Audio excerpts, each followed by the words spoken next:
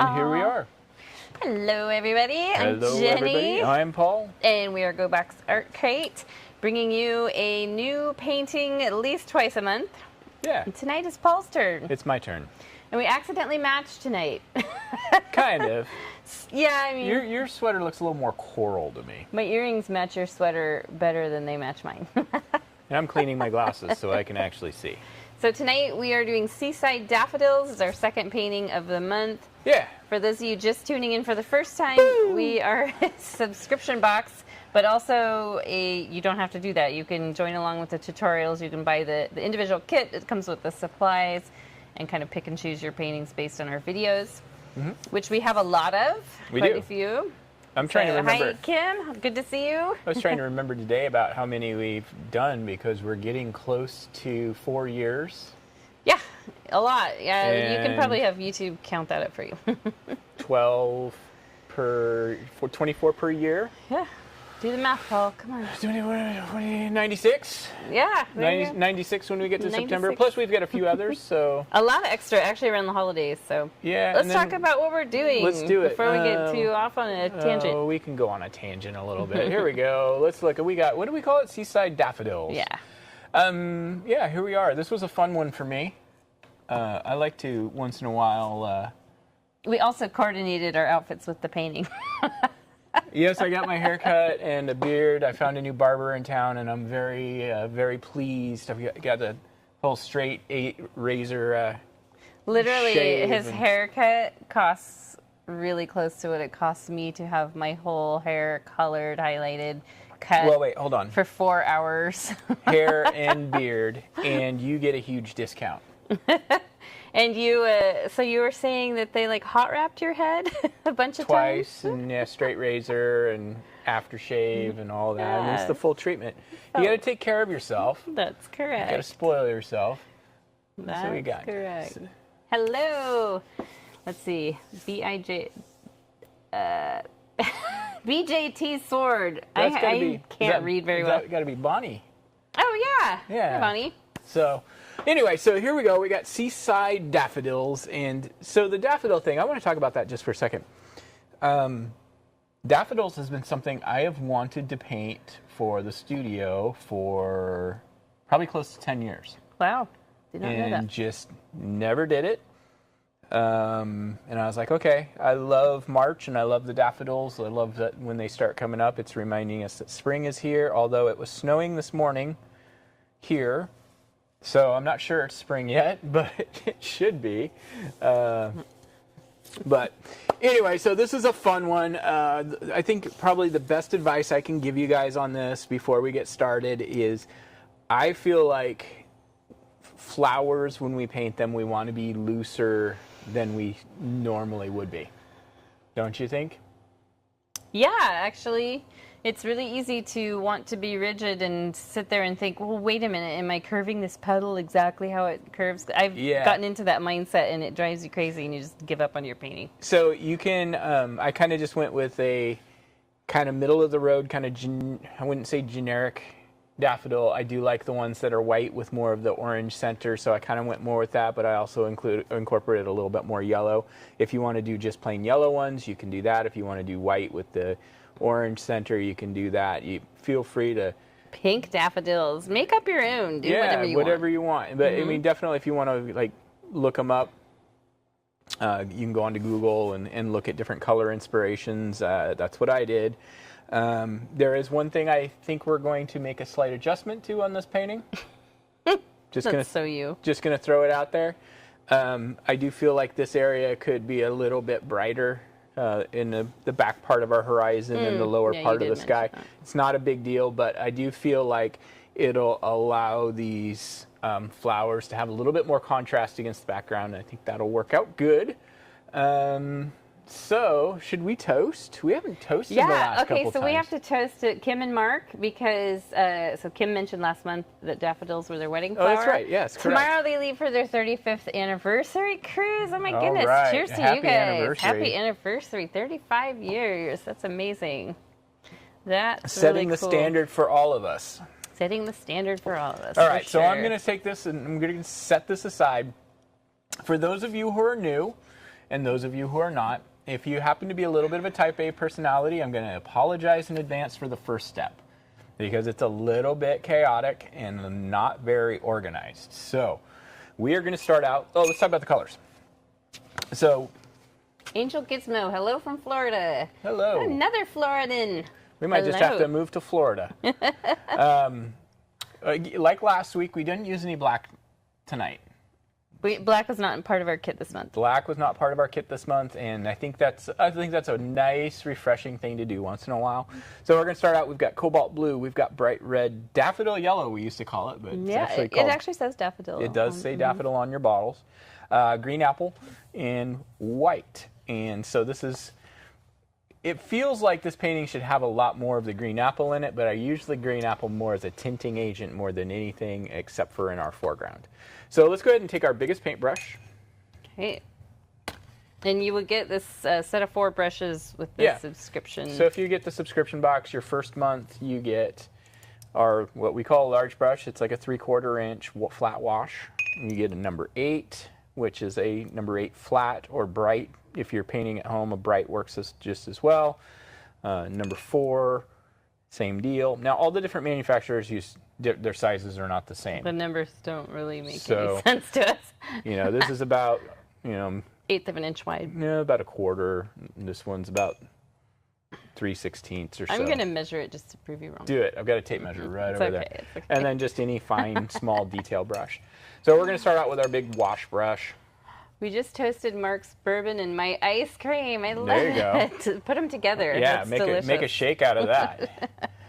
All right. So what we're going to start out doing is we're going to start out, I will be following these directions. So if you guys, I'm not going to follow them exactly, but I'm going to kind of keep my eye on it. So I'm trying to track along. So if you are using them, I'm not going to stray too far aside from a couple little shifts in the instruction. But you can see how crazy it starts off. Yeah. So, and this part, you kind of want to start going fairly quickly when you get started because we're going to want to blend white into this while it's still wet. Oh, boy. So we're going to take our large brush, and I am going to take just a tiny little dab of red, a decent dollop of blue, and a little touch of green to it, too. Get kind of a dull. Oh, you're getting green in there too. A little dull lavender. I would not have guessed that. Yeah, a little dull lavender. Add some white. You can go a little tiny bit darker. So what the green does is it tones it down from being too intensely purple. It kind of green and red are contrasting colors to each other, complementary colors, and so they will tend to neutralize each other pretty well. So. A little bit, just like that. That's a good color. Just kind of a dull grayish lavender. And this is all we're going to do. Scribble. You can take some a little bit off. These are going to be our darker spots. We're doing abstract painting right now. Yeah, I'm just going to add a little bit more blue to my mix now. We're painting the way the elephants at the zoo paint. Totally. And I'm just going to bring this in a little bit below. There's actually a pig I follow on Instagram called Pigcasso, and it paints with a paintbrush in its mouth. It is the most adorable thing ever. So I'm just going to give this a real quick light rinse. Don't really need to, but while this is still wet, we're going to start now taking white. And we are just going to brush in, let this pick up some of the color. So I'm just kind of painting around the edges of these little blotches. And we are working fast. And we are working fast. And I think this is something you could always go back and add more color Oh, to for sure. if it dries. It's like right now I feel like this is drying really crazy fast. Yeah, it is. That's why I said you got to move fast. So just moving really quick. And I'm just painting in and around, letting the brush kind of go over all of the areas a little bit and leave some dark areas. Resist that urge. I mean, we all get that urge. Let's just blend it all out, right? Well, it's rough and uneven. That's okay. Let it be. It's just like the ocean. The ocean's rough and uneven. If you need to add a little bit more color, you can. But I'm going to say, like, for the most part in this painting, it's okay if you don't. I mean, this background is just a background. It's nothing else. It's there so that there's something there. I think I'm going to put a little bit more color up in this top. Yeah, I think that would look good, actually. I think in your original it's got a little more purple and bluish up there, it looks like. Yep. Not too much of the blue, but a little bit. I see a little bit up there. A little bit.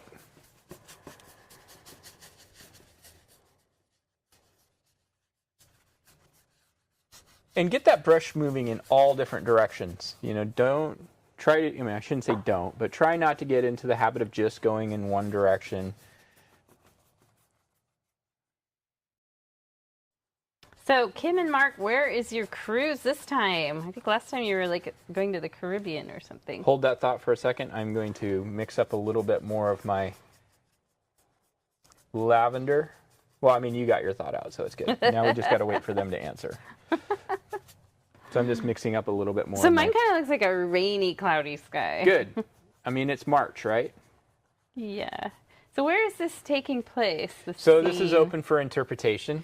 Like, will daffodils grow around the coast in Oregon? Oh, absolutely. Okay, so this is the Oregon coast. It could be, you know what? It could be Ireland. Oh, I like that even better. I think we should have gone and done a study.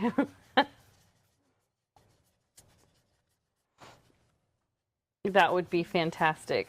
Yeah. We should go. I really would like to go to Ireland. Me too. Kellyanne Murphy lives there. Greta would be like, you were never going without me. Yeah. Don't be afraid to add more white. I think it's really easy to get this too dark. You can see this is not anything that's about being precise and fluffy and lovely. It's very Monet, actually. Yeah, just bigger brush strokes. Impressionist.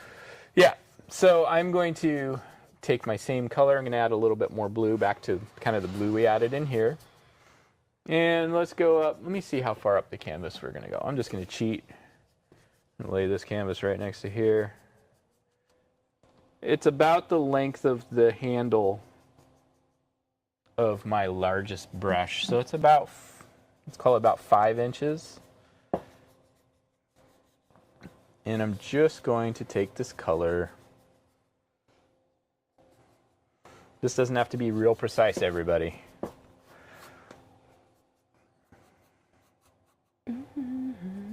Oh, St. Croix, St. Martin, San Juan, Lavadi, Haiti, which Royal Caribbean leases from Haiti. Oh my gosh, you guys are going to have so much fun. That sounds like a blast. That sounds amazing. And you know what? I love cruises. I love that everything's just kind of included and you can just relax and know that you're going to have your dinner at the set time and you don't have to go find a restaurant. Sometimes that's kind of nice. Although exploring is fun too. You get to do a little of that. We haven't done a cruise since our honeymoon. Many moons ago. Yeah, and we should have gone. Alan and Cheryl, our table mates, they were on their 25th? They were on their 25th wedding anniversary. So we should have gone for our 25th to like return the favor to some. Oh, that would have been neat. Yeah, just in their memory. They were from the UK, and he was a cab driver in the UK, and they were the most fun couple. They were our table mates for the whole cruise. We loved them so much. All right, so I'm doing kind of the same thing we did up above, but we're going more horizontal to replicate the ocean. I'm going to come in now with our white, do the same thing. Oh, I think you should zip line in Haiti. Come do on. It. Do Just it. terrifying for a few moments. Whoa, I'm behind. Yeah, we're talking. You know what? This is supposed to be for painting's not always a social thing, but for us when we're teaching, this is our version of socialization anymore. This is our date night. It kind of is. Margaritas afterwards? Yeah, actually our daughter requested we pick up Mexican food, so I think that's very doable. So we're just going to keep doing this. We're going to go ahead and fill this all the way down to the bottom of the canvas.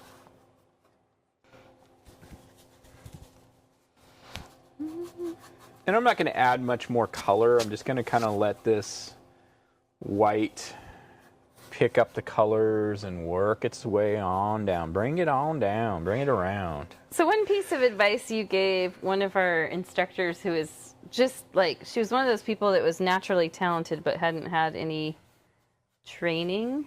Okay. Marissa. Uh-huh. And super talented. But I remember you telling her once that in a landscape, you make this back area a lot more faded. Yep, we're going to do that. No, it is faded right now. Oh, yeah, you don't want to be as precise. No, I want to brighten that up, though. Okay. I'll let you. Oh, wow. They take you beyond the property to an area with armed guards with AKs. Now, that would be a little intense, for sure. That sounds... Like that's a little... That's committed. Committed. All right, so I'm just going to take a little bit of pure white real quick and brush this in right along here. And this is the trick on this particular painting. I want this painting to feel like you can't tell exactly where these two come together. So we are going to blur out this transition. I'm just going to use a little bit of pure white. It's the Ireland fog coming in. Yeah. Well, I'm just going to brush back and forth and kind of lift up into the sky a bit and just brush back and forth right along this horizon. I'm going to add a little bit more white right along there.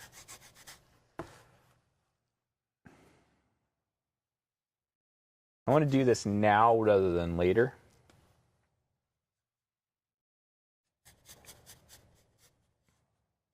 Because you could do this later, but it's a lot easier to do it before there's flowers in the way. Yeah, I like that brightness back there. So the way I do this, I'm going to zoom in real quick because a lot of people struggle with this part. I'm going to have to ask you to... You're like throwing your canvas all over the place tonight. Yeah, I've been painting on an easel lately, and so this is kind of nice. So I'm going to use my biggest brush, and I'm going to get quite a bit of white right on the chiseled edge there. And I'm not going to push down hard.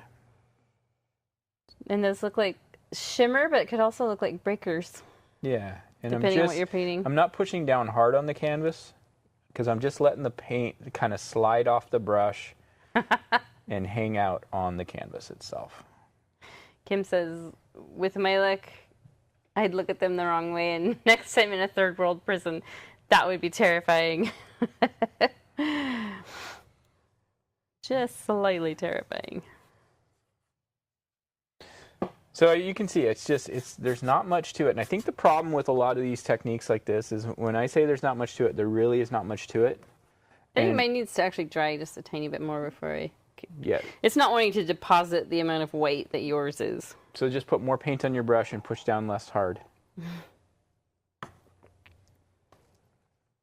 But there's not a lot of crazy technique here. It's not like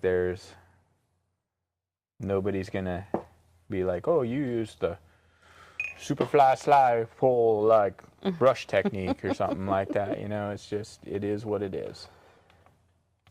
So, you don't have a sun in here. No, I don't. I didn't want there to be one. I wanted the daffodils to be our brightness. But you can add a little bit of... You could add a hole in the sky, a white hole in the sky. Well, you could add just a little bit of white right along this horizon here just to brighten it up a bit.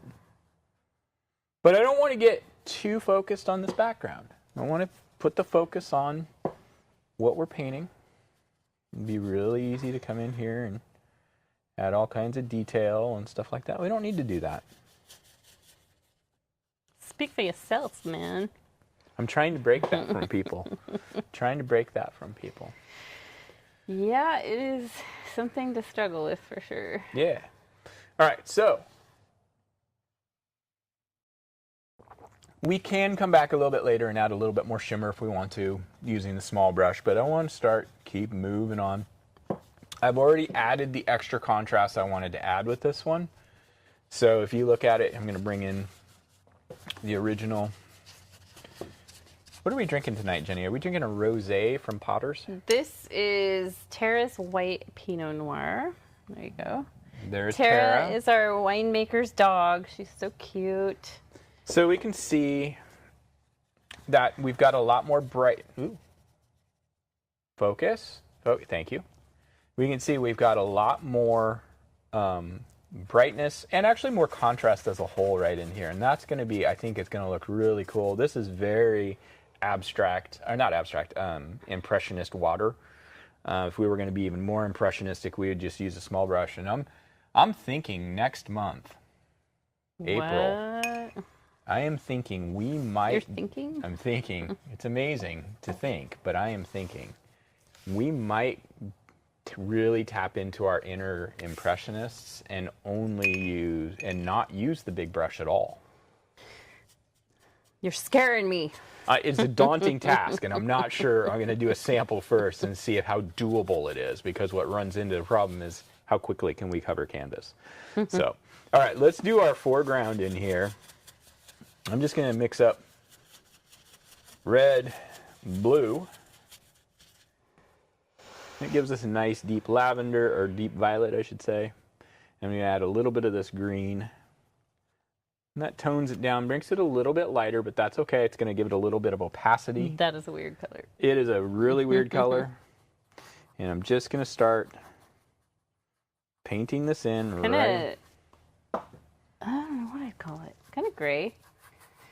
Mine, I think mine's a little too pink. Add a little bit more blue, Yeah. Jenny. Doing that. So just kind of cover the bottom here.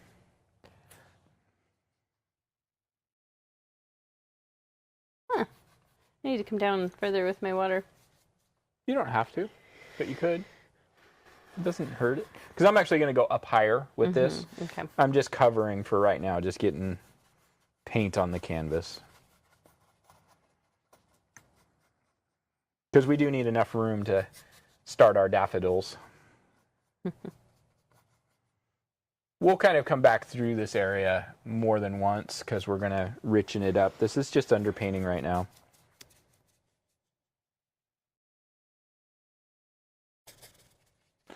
So we're going to talk about a little bit how we're going to build these, I'm going to call them framing rocks.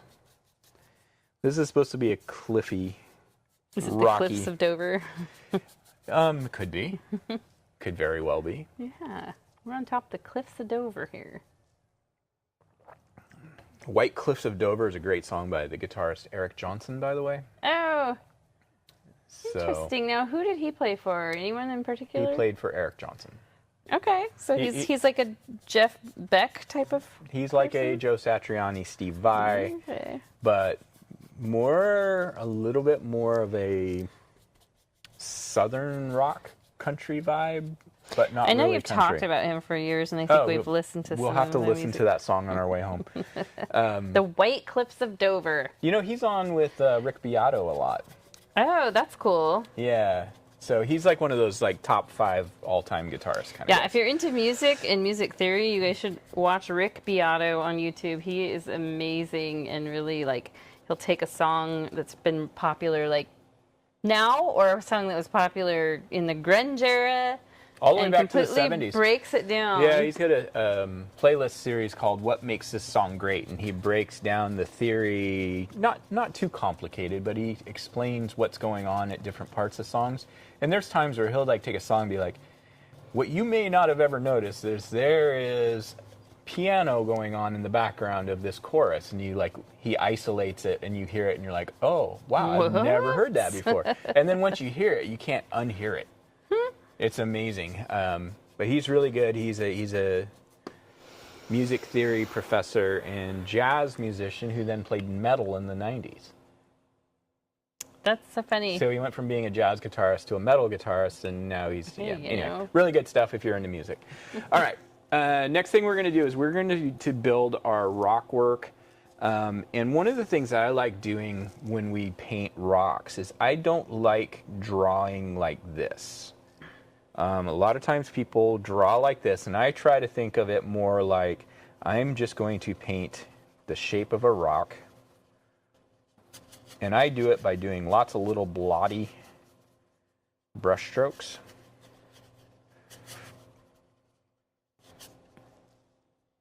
And I think this could go a little bit bigger. But I try to build it thinking of the shape of rocks and how pieces have broken off and how surfaces have formed. I think that's a good habit to build when you're painting anything. Like when I paint water, I try to think of the movement. When I think of rocks, I try to think of what has shaped them over the years and centuries. And I try to think of my brush kind of moving in that same way. Maybe you think too much. No, I don't really. But it is something that I think when you're painting a rock, paint the way a rock was formed rather than drawing the outline. I hope that makes sense. Probably makes no sense, but I think you guys get it.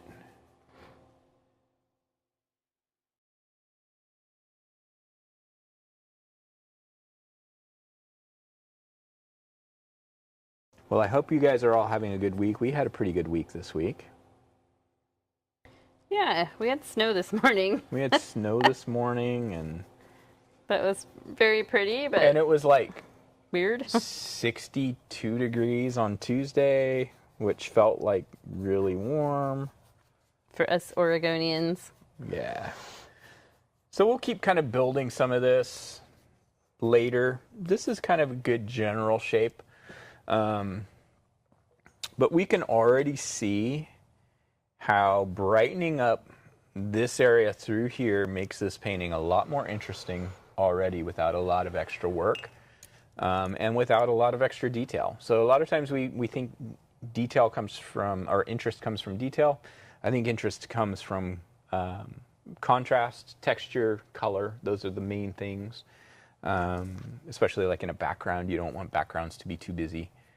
This looks to me like a little bit more rainy than my original painting because I think I got a little bit more of this. Yeah, definitely more rainy. Going. And that's okay. It's the movement of the clouds. So your first clouds on the original are very blended. I can see it right here. That's why I'm saying that. And soft. And there's no real like here, I can individual clouds. Oops, just stuck my finger right in the blue paint, purple paint. But yeah, so there's a little bit more movement going on in the new one, a little bit more contrast. And I think this part on its own, a whole lot more interesting. Your already. water is a whole different color too. Your water's turquoise kind of in the original. Yeah, I just was softer with it. And so, again, little minor changes, a little more minor tweaks. And here we've got, I think it's going to look really cool when it's all said and done. And there we go. Let's bring our palettes back. What is our next step? Oh, we're going to start doing our daffodils. Okay, so the daffodils, I'm going to bring this in real quick. So we just finished here. We're not really going to do much more back here unless we want to add some extra highlights. You know, in a lot of ways, this painting right now, I was just, when I was getting my haircut today, my new barber is also an artist, and we were talking about, she was asking me like what advice I would give as an art instructor, and she said what she struggles with is finishing paintings, and I said, well, the problem with that is most people are actually done with their painting at the halfway point. But they don't realize it. And they don't realize it. So I say most paintings are done with between 50 and 75% of what a person thinks is complete. You could totally just throw some highlights on this foreground and call this a painting at this point, I think. And I think that would be a strong painting. But we're going to take it up. Going to kick it up. You know, last night I picked up a painting and started working. Was it last night or the night before? I think it was the night before. Mm-hmm. I picked up a painting I haven't worked on since 2020 and worked on it. Which one? It's the one of Chiaki. Really? Our dog. Yeah. I knew I had to finish it, and We didn't get her in 2020. Did we get her in 2020? Yeah, we did. We got her the last week of 2020. Okay. Okay, so it was 2021. Yeah. Okay. So still 2 years. Yeah, and yeah, I had hung it on the wall in my art studio / office, knowing that it needed to be worked on some more, and I just was I've been working on a pet commission for someone out here. And yeah, I needed a break from that painting, so I started working on that one. There you go. All right, so we're going to work on our daffodils, and one of the things I looked at a bunch of photos of daffodils when we were doing them, and let me bring this in real quick. And one of the things that's really consistent with them is they grow up, and then as they start to open, they bend really close to the base of what do they call it? What's the base of the flower called? Is a Stem? Stem? No, there's another name for it. My AP biology is failing Stamen? me. I don't know. Yeah. But it's real at the base of the bud where it starts to open up. It really starts to bend down once it opens. It grows pretty straight up until then. These are actually on the left are a little bit big for the height they are, but that's okay. It adds balance. They're monster daffodils. They are monster. Monster daffodils. So we're going to use our number 8. I know I said in the instructions we're going to use the number 4, but I want to use the number 8 for them to get started. And we start off with blue, mixing blue and green. The thing that's really interesting about daffodils is they actually have one of the most vibrant, like almost what we would call Kelly green leaves and stems, which is a color that's really difficult to paint and have look right. So we're going to sidestep that a little bit, and we're going to add just a touch of red to this to make it a little bit more on the brown side for now. So we kind of got this dark grayish green. And I really want my main flower to be kind of right in this area here. So I'm just going to start off with a little bend. So you mixed cobalt yellow and what else? No, cobalt, green. Cobalt green. And a little tiny bit of red to tone it down. Okay. And I don't want you guys to get too like meticulous with this shape. I want this to be very impressionistic and kind of rough. So a little bend. And we're just going to bring this down to right about in here. And you can see it is not the most perfect thing ever. You can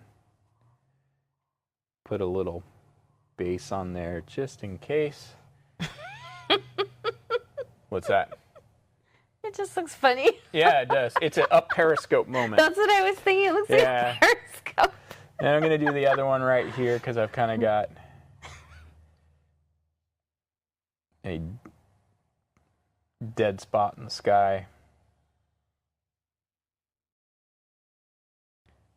Now I like 2.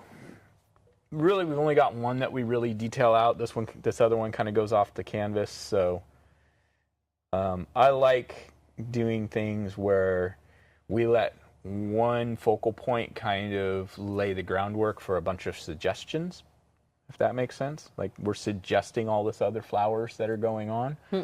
So I like letting one do the heavy lifting and then the rest just kind of support it. So for the buds that are growing up, what I am going to do here is we're going to paint like a little teardrop, like so. And then just paint, elongate.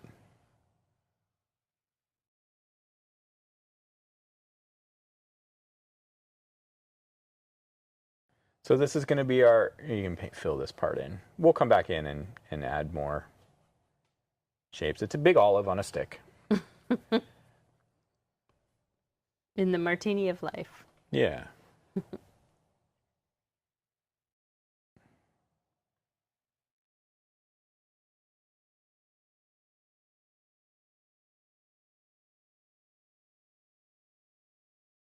So probably right now, we're going to add more color and stuff to these stems and stuff, so don't feel like this ugly green is your finished green. It's just kind of our layout color.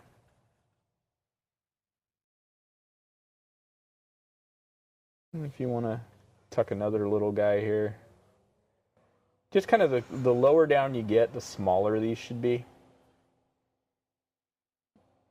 This one's a little bit more oblong.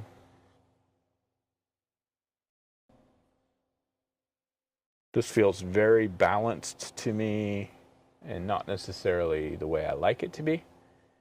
But that's all right. We're gonna. Oh, I guess I didn't. I did one extra, so that's You're fired. Right. No, I'm fired. That's all right. I'll survive. Maybe you'll sneak another one in here. All right. So just gonna take a little, kind of get my brush a little bit damp, and then we're just gonna add some individual leaves. Are they leaves or is that grass? I guess they're leaves. No, it's leaves, yeah. So they kind of come out of the same stalk? Yep. They're daffodil leaves.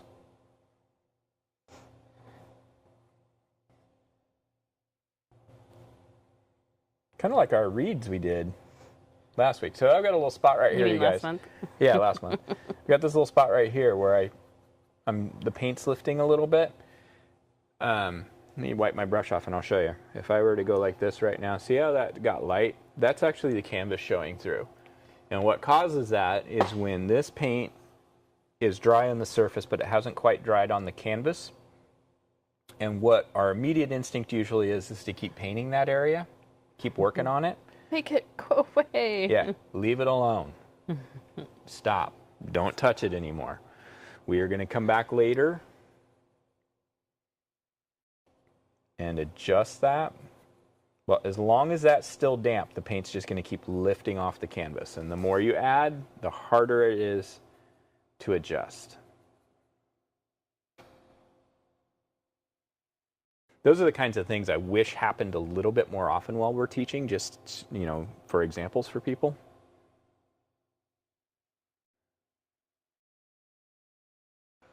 All right.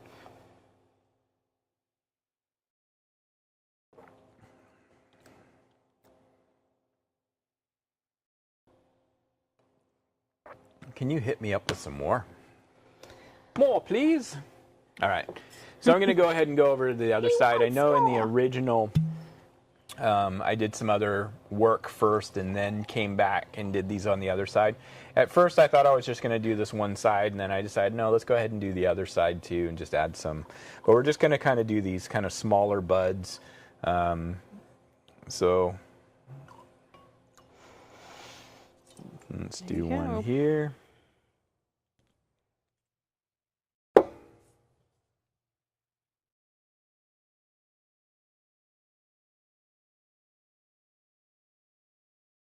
Those are really close to each other in size. Let's do one more dude hanging out right here. And I'll just kind of come in. We can make adjustments to these as we go. I mean, we can't move it. Once it's there, but we can add elements to them and stuff. So I'm just going to go ahead and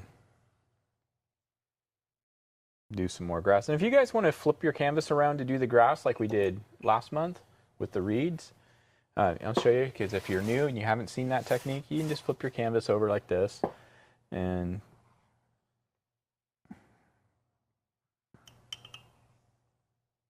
sometimes that's easier. You just have to take your brain out of the equation. Yeah, you really do. Mm-hmm. I think that's actually like kind of one of those things. It's like people really do think too much when they try to paint. Here we go. Put this over. Oh. Thank you, my dear.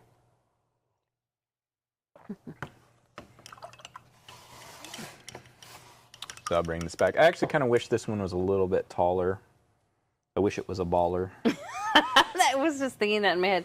Well, if you look at your original, it actually goes over the horizon line. So yeah, so I'm just going to elongate this a bit here. Changing it up. Okay.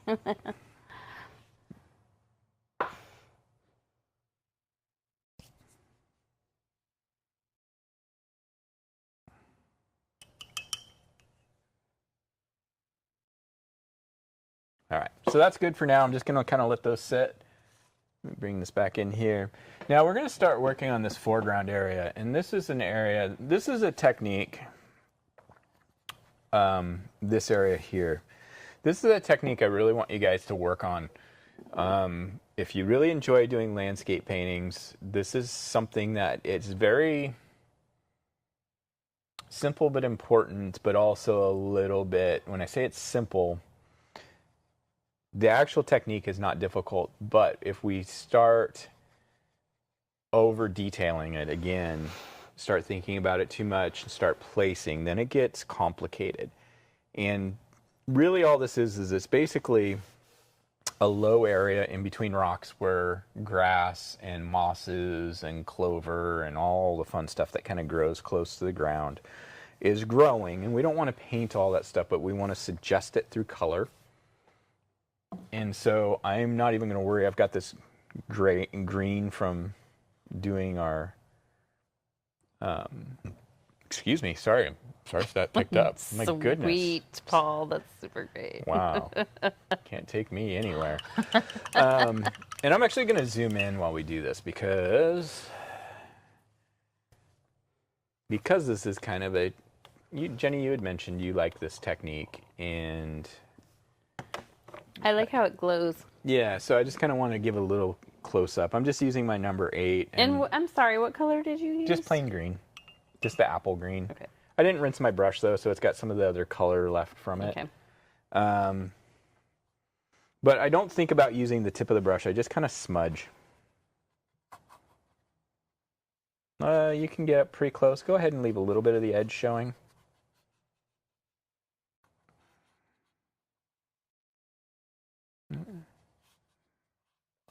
And you can kind of let it kind of work its way in. You can soften the edges up a bit. Your Mount Rainier painting had this. Oh, yeah. And a little lower field in the middle. Yeah, exactly. It did. And you can, like, if you're really cautious and you practice this technique, it's kind of like when we were adding the white, you can come in and kind of add some of the yellow in here and some pops. Or you could wait a little bit. It might be a little easier to let this dry a bit. Or you could do both. You can kind of let... And I try to move in towards the middle a little bit and let it kind of be like, okay, this is a brighter area because it's more flat. But just let it hang out there. We'll come back in a little bit. We'll add a little bit more yellow because right now the yellow just likes to be absorbed. But what it did do is it helped lighten this area up just in a little smidgen. Now we can take a little bit of our green now. I'm going to take a little bit of it. I'm going to add just a touch of blue to it.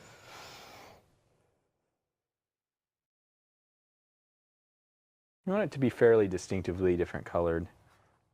Oh, I want a tiny bit of red in there too, because that was really... Boy, that red's so powerful. What are you making over there? So strong. I'm just making a darker green. There we go. That was going in a little too bright. You can kind of just start smudging some of this darker color in.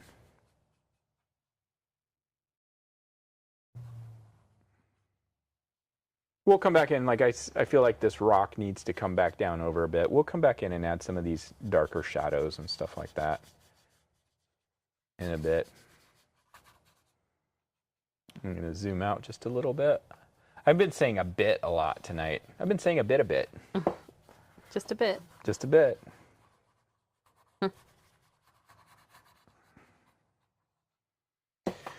So you can see already that's got a lot of glow to it, and that's probably enough glow, but it's always nice to come in later, and I'll probably use my smallest brush, but use the side of it to just add some extra little pop, and that's a good thing to do. Now, I zoomed out too far because we are going to start talking about, we're going to lay out our flowers a bit.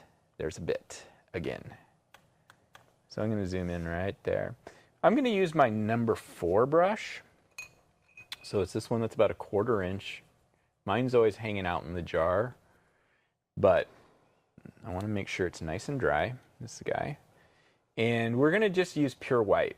And the reason we're using pure white is it's almost like what we're doing is we're pre-painting so that we can add the color later.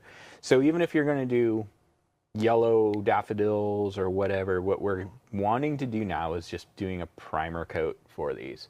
Now, if we look at the original here,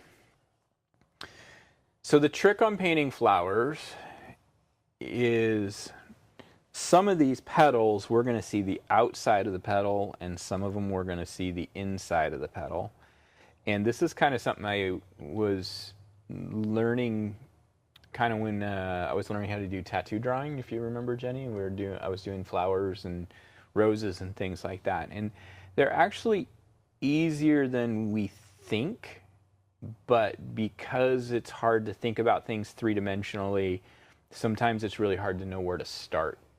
So I'm actually going to start with this front petal here. And so keeping in mind, we're seeing the outside of this petal. And daffodil petals are kind of triangular. This petal's, you could do it so you can see both the outside and the inside. And I'll show you how to do that because I'm going to do that on this one. And then this one's outside and inside.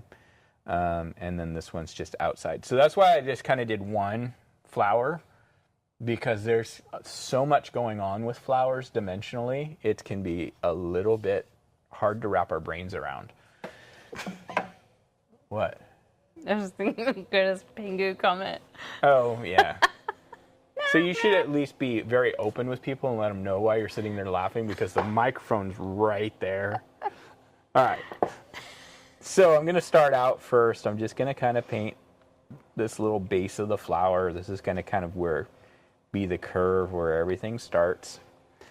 Now, I am going to paint this closest flower petal.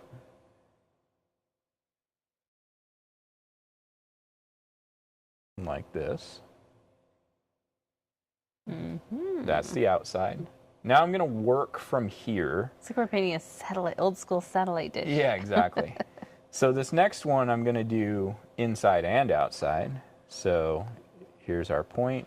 It's going to come around like this. And it's going to come down and out like this. And around like this. So this is outside, this is inside. This one that comes underneath, we're going to start with our point right here.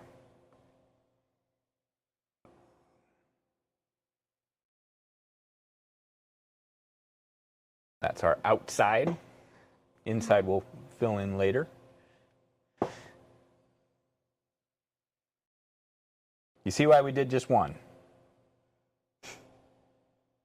This one is inside. I'm not going to worry about the Pingu trumpet.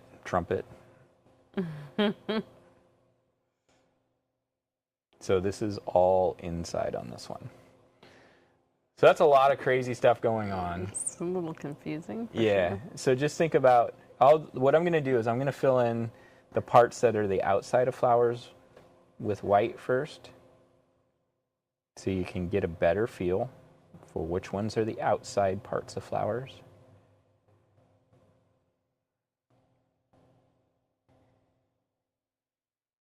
And you can kind of see how it starts to cup in.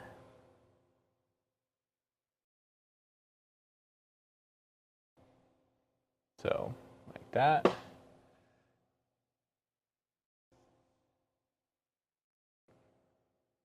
Can you read what she just asked? Daniel's here. Hello, Daniel. Finally in, but literally just starting right now.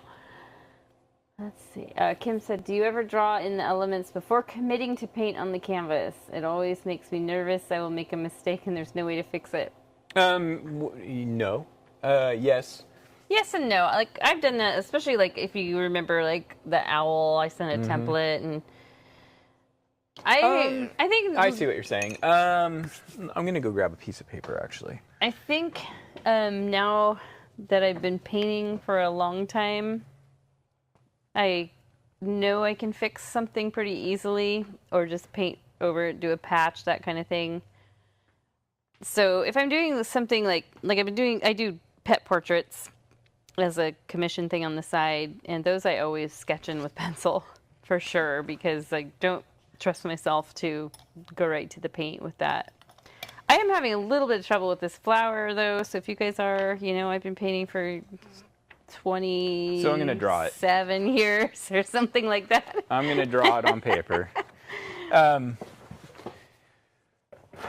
I'm having just a hard time visualizing it as a daffodil. Okay, well, we haven't done the center part yet.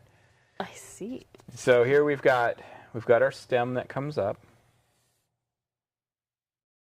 That's an ugly stem, but that's what we're working with.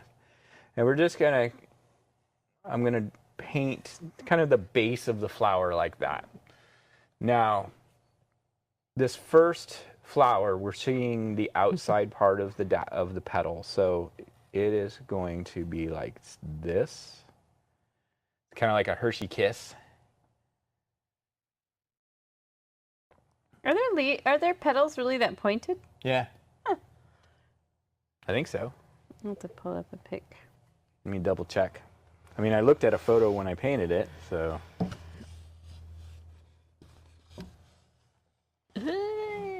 Yeah, they're pretty pointed. See. Oh yeah. They're more like a star shaped, but yeah. you don't have to be this pointy. But then the next one, if we think about the outside part again coming to a point, it's like this, but then the back side of the petal goes like this. So this is the inside, like that. It's like a little scoop.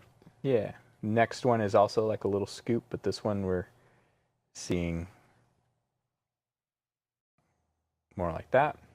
If we were going to, we're not going to see the inside. And the next one is like this. This is all inside. And then the next one is like this.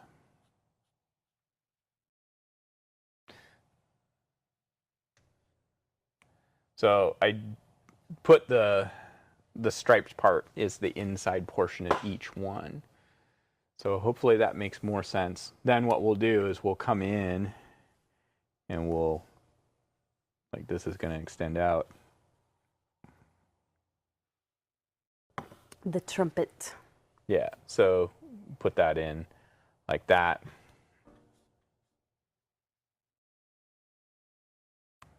So this is exactly why we only did one. All right, so there we're back to here. I'm going to go ahead and use my smallest brush to draw the trumpet part. And it's going to come out basically from this main stem, and it's going to stick out a little bit further.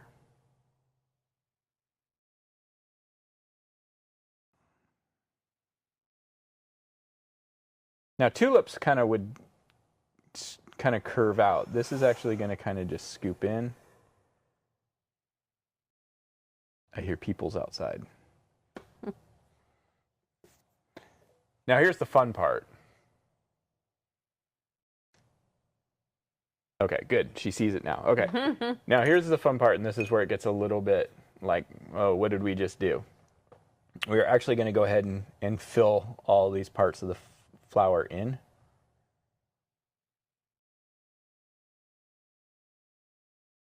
So we'll be coming back and drawing on this again.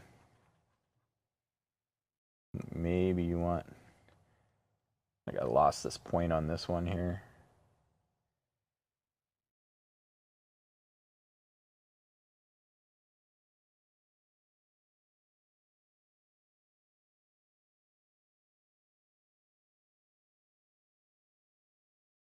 But we need to paint this in with the white.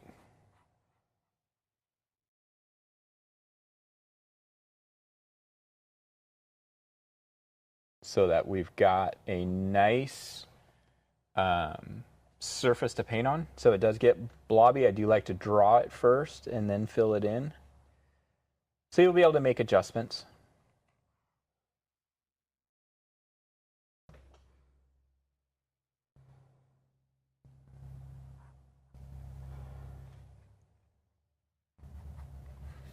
So there we go.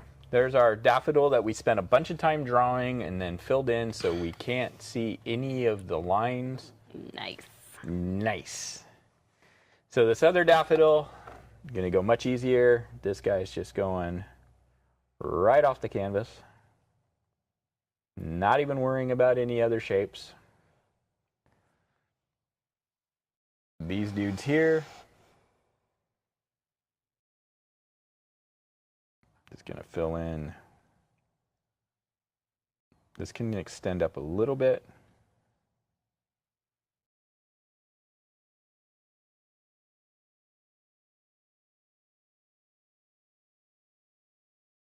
Jenny's looking at a picture of a daffodil. Yeah. It's best to just go ahead and look at pictures too. I mean, it's like... I'm not loving mine, I'll just say that. Maybe you're trying to control it too much. Probably. Mine's looking too much like a tulip. It won't when we're done. It's because it's the center, the center trumpet part that really sets them apart. Well, the ones I'm looking at online, they're all open, and this one looks like a closed, semi-closed one. Yeah, it's semi-closed and it's from the side, so you're looking. You could add a little bit more if you wanted to. I'm going to slide this back down. You can add a little bit more. Well, Yeah, you're off the camera. Oh yeah. I'm gonna do it later because it's actually easier to do it when we're actually start adding color. All right. So I don't like that I've got exactly like 6 right there, so I'm just gonna go ahead and add one right here just to break it up. And I will get a little bit of a stem going on here. There we go.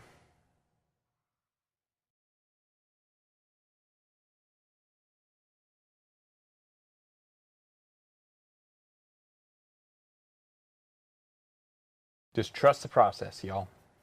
We'll get there. Trusting a lot. Wow, you're really discouraging. You're making Just me because wonder I'm why I having even trouble. bother. That's all right. I'm having trouble. Let go. Just let it go. You'll get there. It's only 5 petals, by the way. Yeah, I didn't like how close mine were, so I'm just reworking it. I guess there's more in nature, but I'm not going to worry about it. Same thing. I'm going to go ahead and just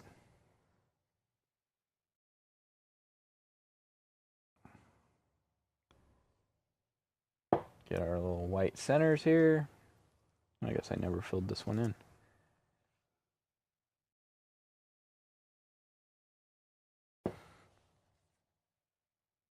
So if you get a little bit too big on these, that's all right. We'll kind of work on those when we start adding more color in and stuff like that.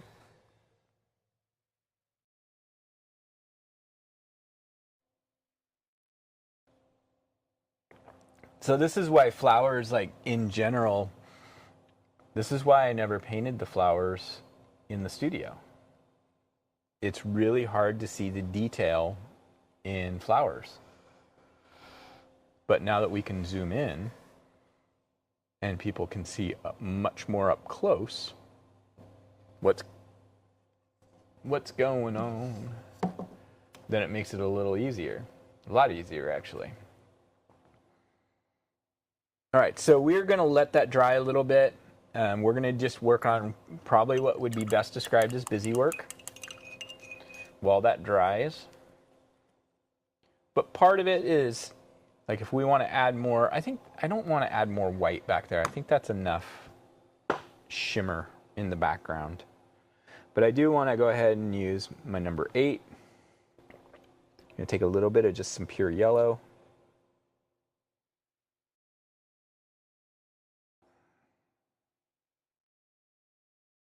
Just add a bit in here. So this does a couple things. It adds some brightness to the middle, but it also helps to balance our flowers. So it's always nice when you have a focal point like the brightness of the flowers. It's always nice to incorporate some additional of that color as a little accent elsewhere.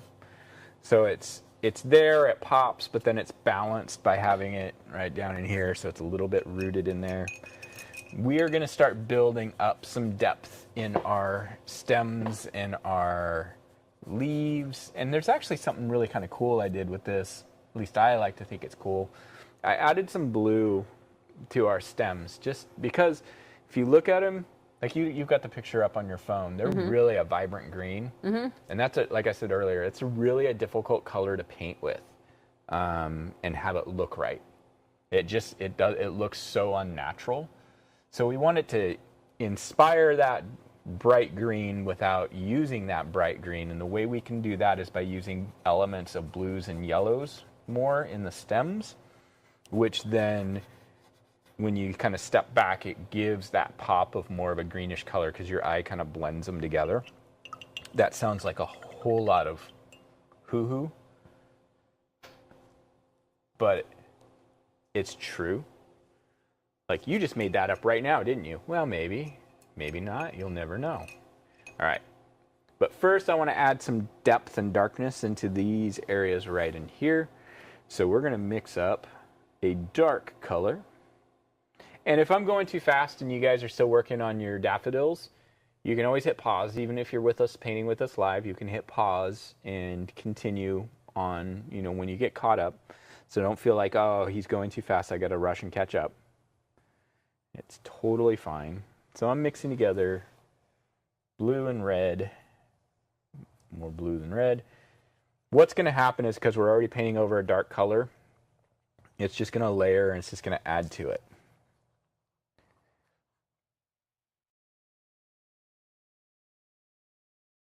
And maybe these are casting a little bit of a shadow, so.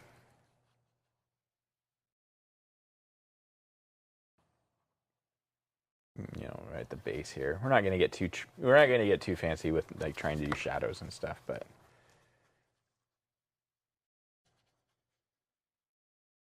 just kind of adds just a little bit of extra darkness right in that corner. Kind of do come over here and do the same thing. This is also if you had that spot like I had where it was kind of starting to lift. Just going to very lightly lay a little bit of this color on there right now because it's going to want to keep lifting for a little bit. And what I mean by lifting is I had that spot of color that the paint was starting to lift on me. This is where I can bring my rock back in.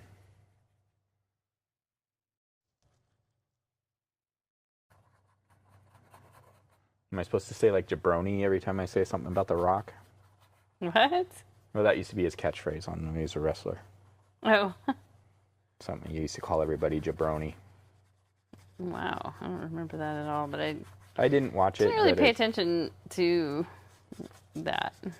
Yeah. I'm not much of into wrestling, but I do know that. You'd say, do you smell what the Rock is cooking? And then like lift his one eyebrow. Call everybody jabroni. What is jabroni? I have no idea. Daniel probably knows. Kind of Italian dish. I'm going to look it up. We're going to let this sit for a minute while I look this up. Important stuff. It's important stuff.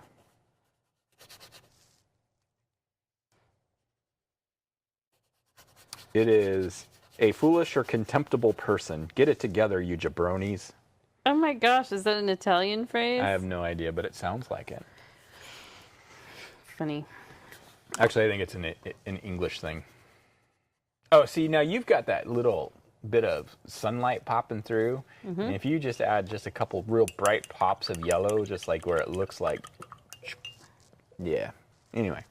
All right, so we're going to start adding some shadows and things to our stems. I'm going to use my smallest brush. Use that dark color we just made up.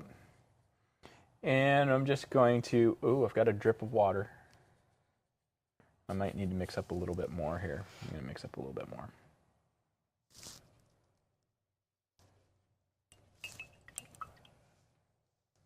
Add a little bit of green to that. Okay. So I'm going to use my smallest brush, and I want I don't want to get real precise with this. I know that the stems on daffodils are really actually very perfect. But I want this to have a little bit of imperfection. So what are you putting on here? Just a little dark line. And just zoom in here. I can zoom in if you guys want to see. So I'm just adding some dark lines to our stems. We'll add some more details here in a bit. We're just building shadows and highlights into these things. It's really pretty streaky. And I'll show you on the original. You can see how there's just a lot of just different colors and stuff going on in here. And this can kind of start down in their bottom area here.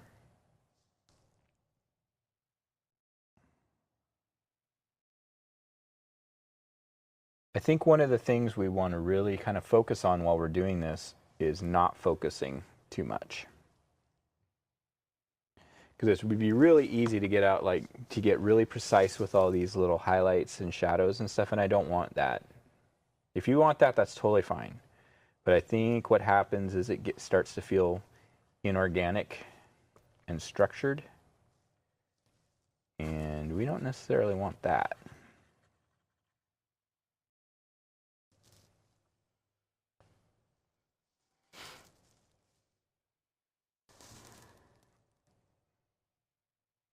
And do a little bit on these ones over here. So this just adds some contrast to the, let me just switch my palette over here.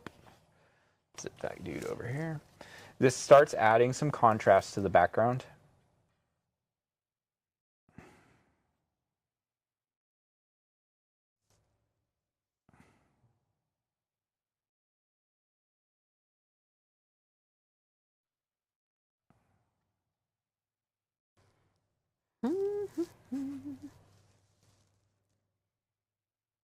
Just a little bit of water to my color.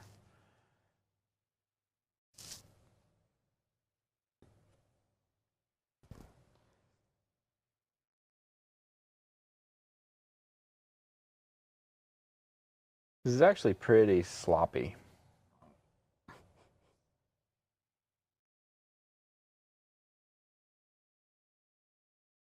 And we'll come in and we'll get some more like precise, like detail kind of outlines and stuff on some of this stuff later. But for right now, next I'm gonna kind of wipe my brush off. Just use some little bits of green, just our bright green, nothing else. It's cold in here. Yeah, I can't turn the heat up though. Too lazy.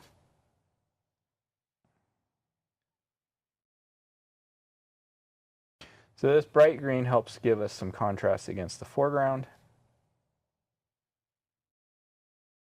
Don't get too carried away with it.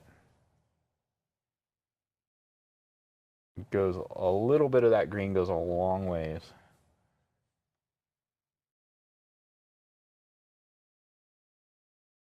That's weird. There's people next door. They're usually long gone on Friday. Yeah, they are. I guess I'll zip back over. I just hope they don't fire up their CNC machine. Please, no. It's not that loud.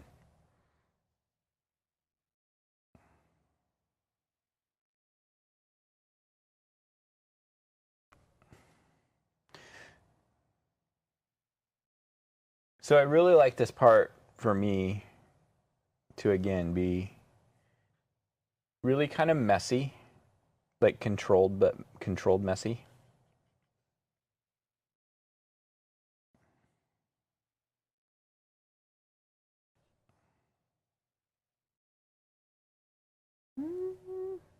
Controlled messy. Yep.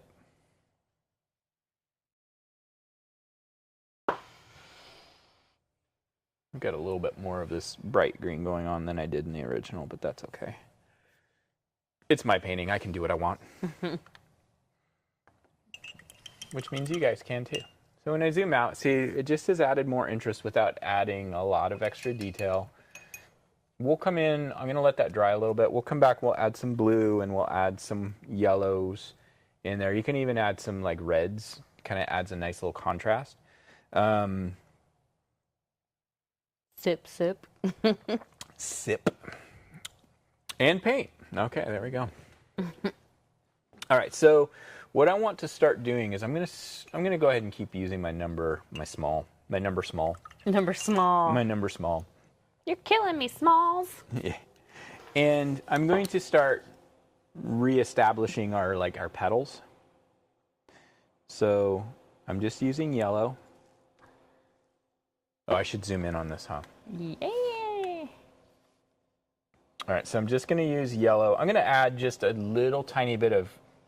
No, I'm just going to use yellow.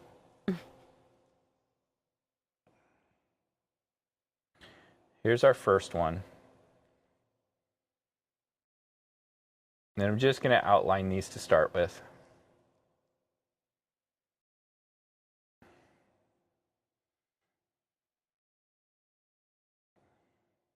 I'm actually going to go ahead and outline our trumpet next. So I'm going to start with our circle. What are we doing time-wise? We're doing pretty good. 6:41. Yeah.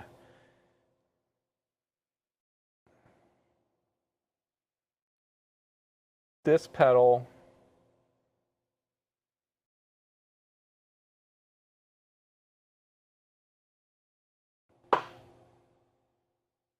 going to go like that. I wanted to do that next because this comes in like this.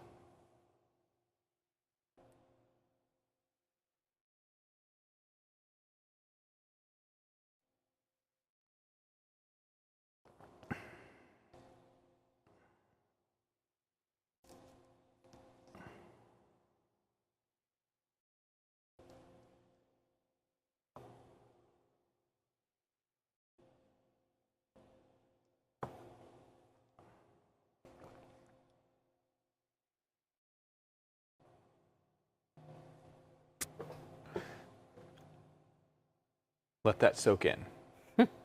Into our brains or into the your canvas? brains. Yeah.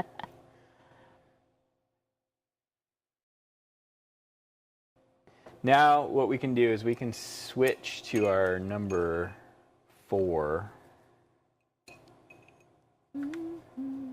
I'm actually going to add, I want this center trumpet to have a little bit of extra color. So I'm going to take a little tiny bit of red. I'm going to see if I can scooch this over here a little bit and show you. We're going to take mostly yellow with a little tiny bit of red.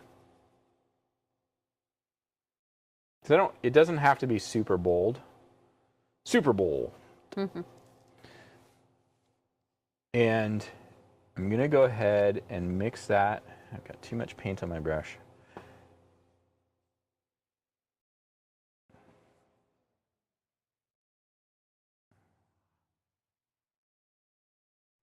And we're just going to fill this in here. The trumpet.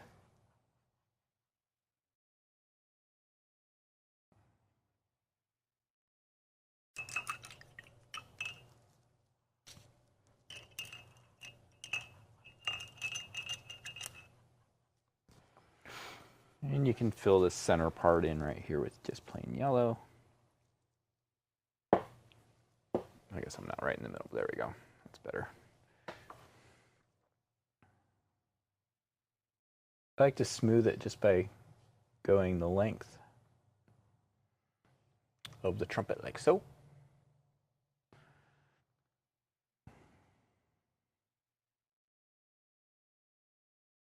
Now this one right here, I want to find a little bit of the outside of the petal, so I'm just going to start right at the point here.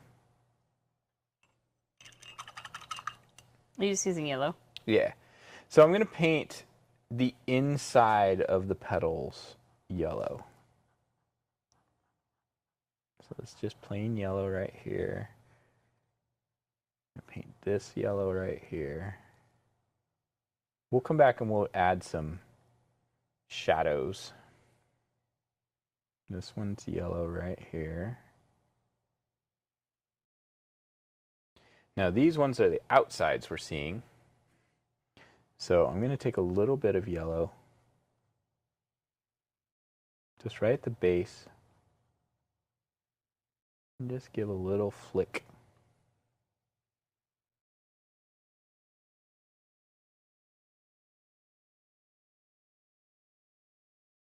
We'll come back and we'll add some white highlights. I actually want this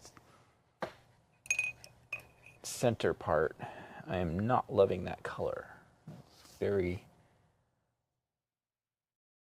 uninspired. I'm just going to add a little bit of extra red.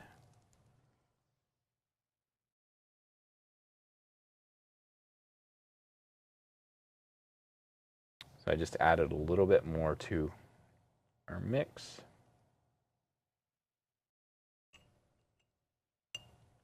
Again, we're going to add some suggested little details on these later. Because right now it just feels like a blob. It's a blob. It's a blob. Mm. In fact, I am going to add my number 4. I'm just going to add just a little bit more yellow to the base of these outsides. We're doing pretty good here. This color right here just needs to be blended out. You don't hear me say that very often. There we go. Now, these others, what we're going to do is I'm just going to really quick, like this one right here, just blot in some color. That's probably my favorite daffodil on the whole thing. I joke, I kid.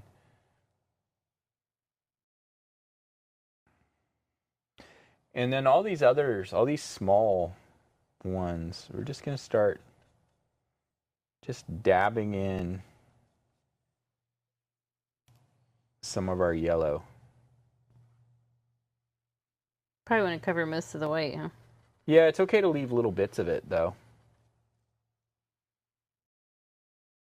We want it to be, I'm going to zoom back out. We want it to be a little bit messy. In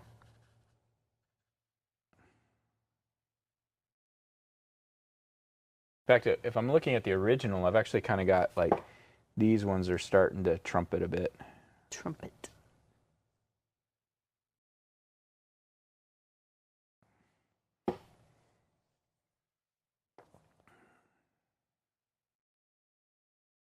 And I'm just going to take a little tiny bit of this kind of orange color and just add just like a little hint of it at the kind of that, oops.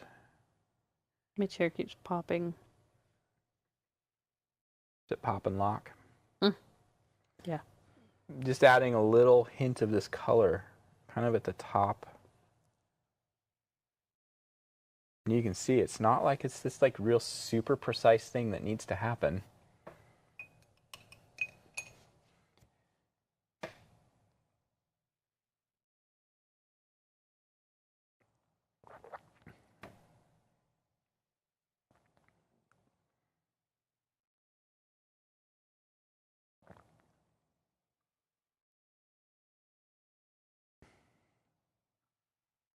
And we're just going to let that sit for a minute.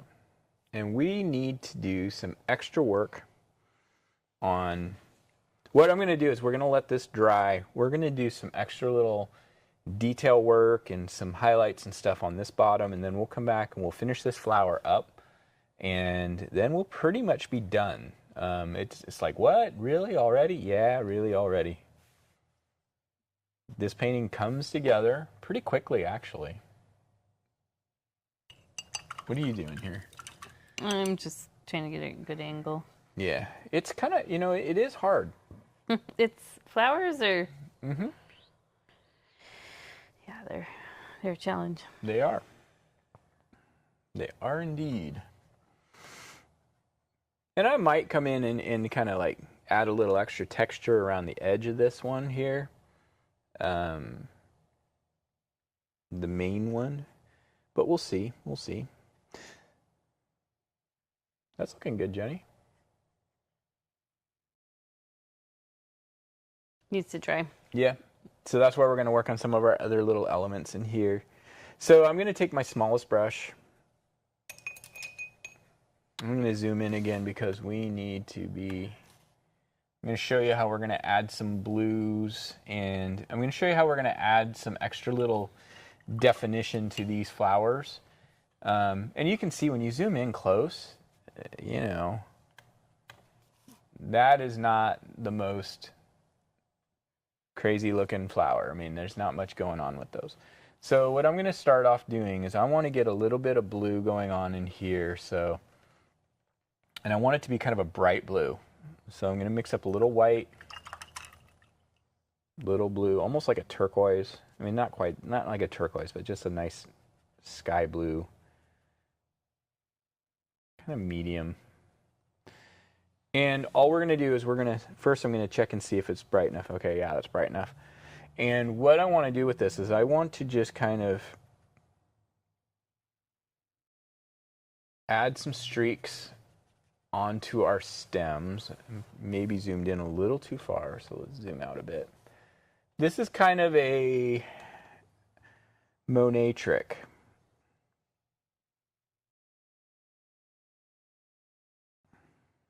He used to add this really bright blue.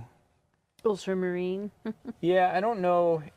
It didn't look like ultramarine to me, but from the era, it probably was. Yeah, I think we watched that documentary, and what was the new blue that they were all into? Was it ultramarine? Yeah, sacre bleu. Sacre bleu. That's right. I can't remember what it is. Sacred blue, yeah. Yeah, sacred blue. And so when you see it, yeah, if you think of the blue that Van Gogh used, that was that sacre bleu. It was a new color in the era. I think it's made with lapis. Lapis lazuli? Yeah. That could be. They would grind a lot of that stuff to create pigments. I think I mentioned that bone black is named bone black because they actually used to char and grind bones. You know what my favorite color? Mummy brown. Oh boy. Do you remember that? Yeah. Mummy brown was actually made from the flesh of mummies. That is just a little morbid. Yeah. So I'm just going to add a little bit of this color. And this color, I think, makes this whole area pop. It does a lot of heavy lifting without being the star of the show. But Monet used to use a real bright, I actually think it was more of a cerulean blue or maybe a lightened cobalt. And he would use that color in shadows where he would just take, I'll just show you real quick, he would just take like a little bit of it like that. What are you doing? Yeah, he would just add it like that. And when I zoom out, it looks like water. It just makes this dark area seem darker for some reason. It's lighter, but it makes it feel darker. I don't know. You don't have to do that. But since I did one side, I'm just going to do the other side. Ding, ding, ding, ding, ding. All right, so what we're going to do next is we're going to add some details to these. And let me just show you on the original. This is probably the hardest part for people to do because our instinct is to really get precise with this, and you don't want to be precise. So like if you let me look at this flower here. You see this just a little quick little slashes of dark color. It's there to make it feel like there's an edge, but not really precisely detail it out. So I'm going to mix together some colors. I'm going to start with red, blue. I'm just using my smallest brush. I'm going to add some yellow. It always takes a lot more blue than I think. And I really tried to get it, yeah, just like that. Just thin on my brush. And I'm just going to barely touch the brush to the canvas.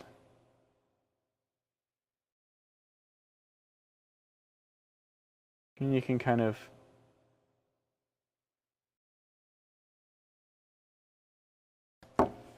add some suggestions of like some little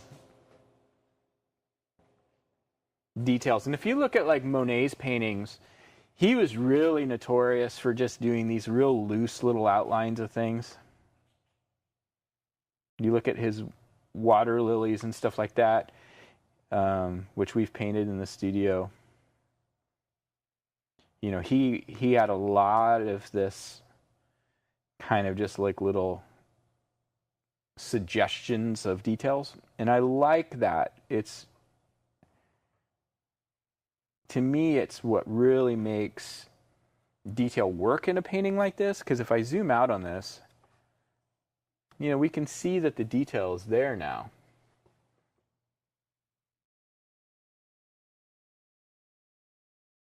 And you can see the edge of our table. All right, there we go.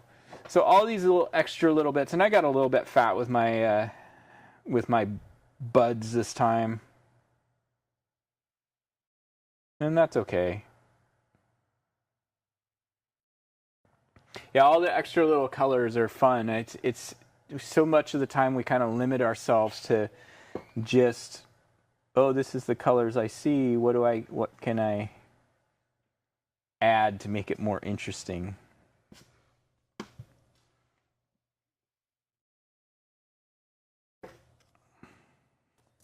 So Jenny, all I'm doing right now is adding some little suggestions of some outlines.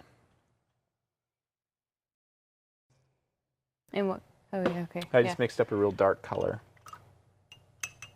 Still have some of that. Yeah, I'm not going to do this up here yet because I want to get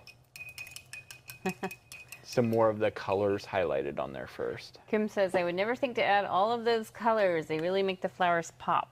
Yes, it's a fun little expressionist technique, I would say. Mm-hmm. But like actually, like as this color right in here is dried, you know, that's something I added from the other. That's really a cool looking thing when you see the painting as a whole. Which one? This blue right in here. See how like, this is really kind of silly to say it this way. You see how cool that looks? Cool. Because it's cool. Should we it's all cool. add that then? It's cool blue. Is it sacre blue? No, but it adds a little bit of interest without painting something specific. So I'm going to take my smallest brush. I'm going to get it nice and clean. So fresh and so clean. And I'm going to take a little tiny bit of yellow now. And this is a technique I like to use. I'm going to zip this up here. I'm going to zoom in a bit. I'm going to show you guys this is fun.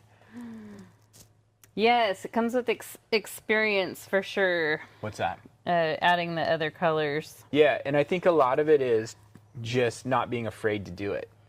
And it feels like weird at first, but then you start realizing, hey, this looks really cool. I like it. Yeah, so I'm just going to take a little bit of yellow on this brush here.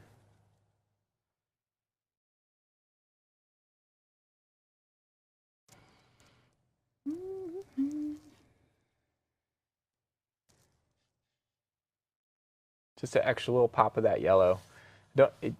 Every time you add yellow on top of yellow, it just is going to get brighter yellow. So that's kind of a good thing. All right, back to this guy here.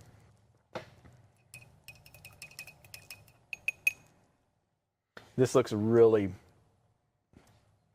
it looks really interesting right now because it feels very unrefined. So I'm going to go ahead and use white.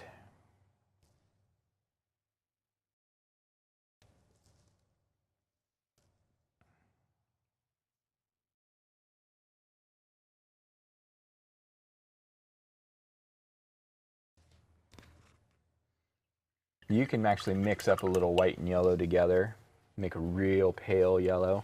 I'm getting really good at gessoing paintings that I screw up. I do that all the time too, so don't feel like that's just a beginner thing. No, we all do it. That is something, like, a lot of times I'll do one and I hate it so much that I'm like, no one in the universe will ever know this painting existed, and I will completely gesso over it. And they've been able to do ultrasounds on some kind of ultrasound technology on some of the old masters paintings, Van Gogh, all of them, and they will find complete different paintings underneath the. Yeah. And so you know they did it too. They actually even consider them a new painting found. Yeah. And they say it's like, oh, they found a new painting underneath. Meanwhile, the artist is rolling in their grave going, frack, no one was ever supposed to see that. You stupid humans. So I'm just using this lighter color to just really kind of, and we can add a little bit more white. Create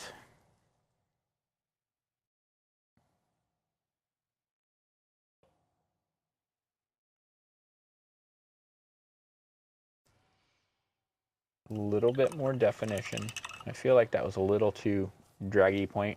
Draggy point? Is that a verb? It is now. Yeah, mine's feeling a little bit tulipy tonight too. Tulipy? Yep, it's a verb. It's a adjective. Mine needs some help. We'll get there. You're very positive. Always. Life's too Nothing short. is private anymore. That is correct. Life is too short to not be positive. So I feel like this trumpet needs a little bit more. Gosh, I've got this drip of water. Go away. Be gone with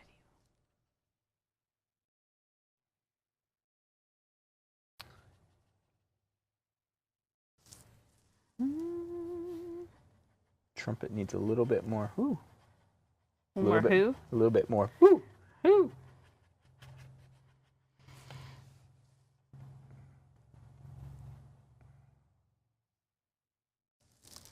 A little bit more. They're like really frilly on the outside. Yeah, that's what I'm adding right now. The frills. There we go. I need mine to dry. Like spreading yellow into the sky because I tried to correct something. I just hit myself in the head. Lovely. Why did you do that? Shaking my canvas around trying to get it to dry. I need a hairdryer.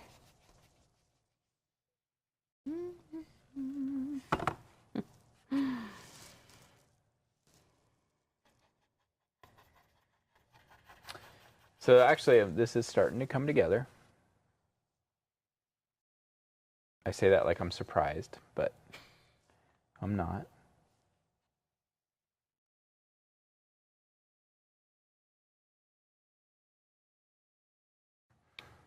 Because what we're going to do in a minute is we're going to add those little bits of highlights. Yeah, a little bit of. You can take a little bit of this orange.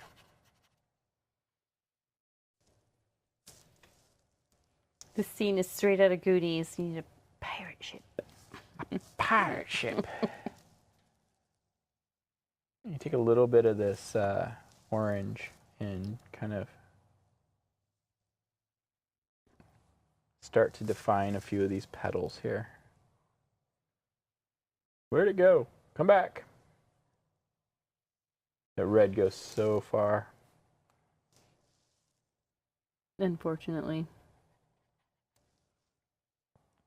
So I'm just using it to kind of start defining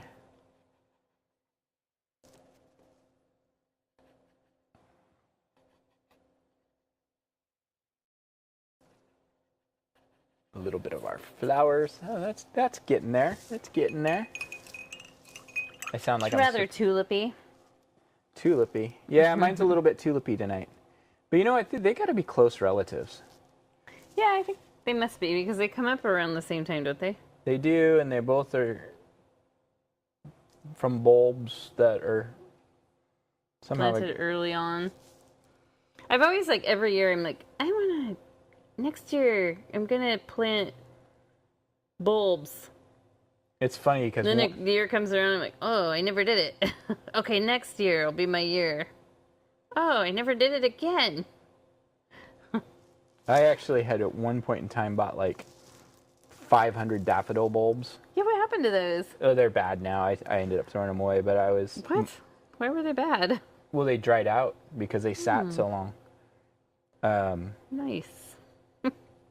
But I had wanted to surprise you and the kids.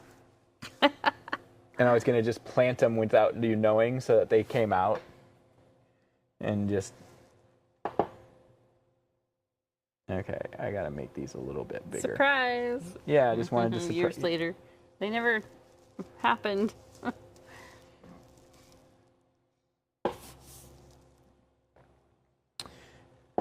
Yeah.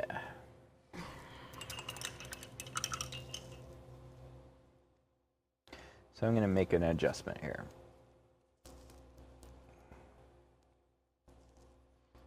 Daniel disappeared. I think he's behind us. Oh, he rewinded. Huh? He rewinded the video. No, I think he started late. Okay, just start. Because you can do that on the live stream? You can actually come in and... Okay. Wasn't sure how that worked. There you go, that's better. Future Daniel, when you get here, hello.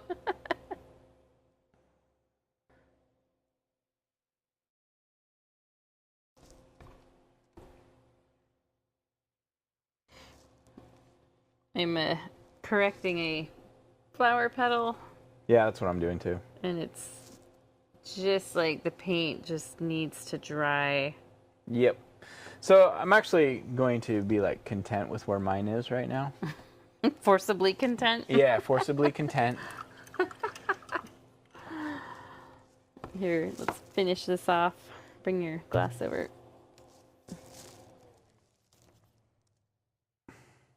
Because this is good enough. Like, it's just kind of a blob, which is fine. Mm-hmm. Oh, they're not members of the same family. Oh, they're members of... So, tulips are members of the lily family. Daffodils are members of the amaryllis family. I could see that. That's the one flower I do seem to grow very well every year.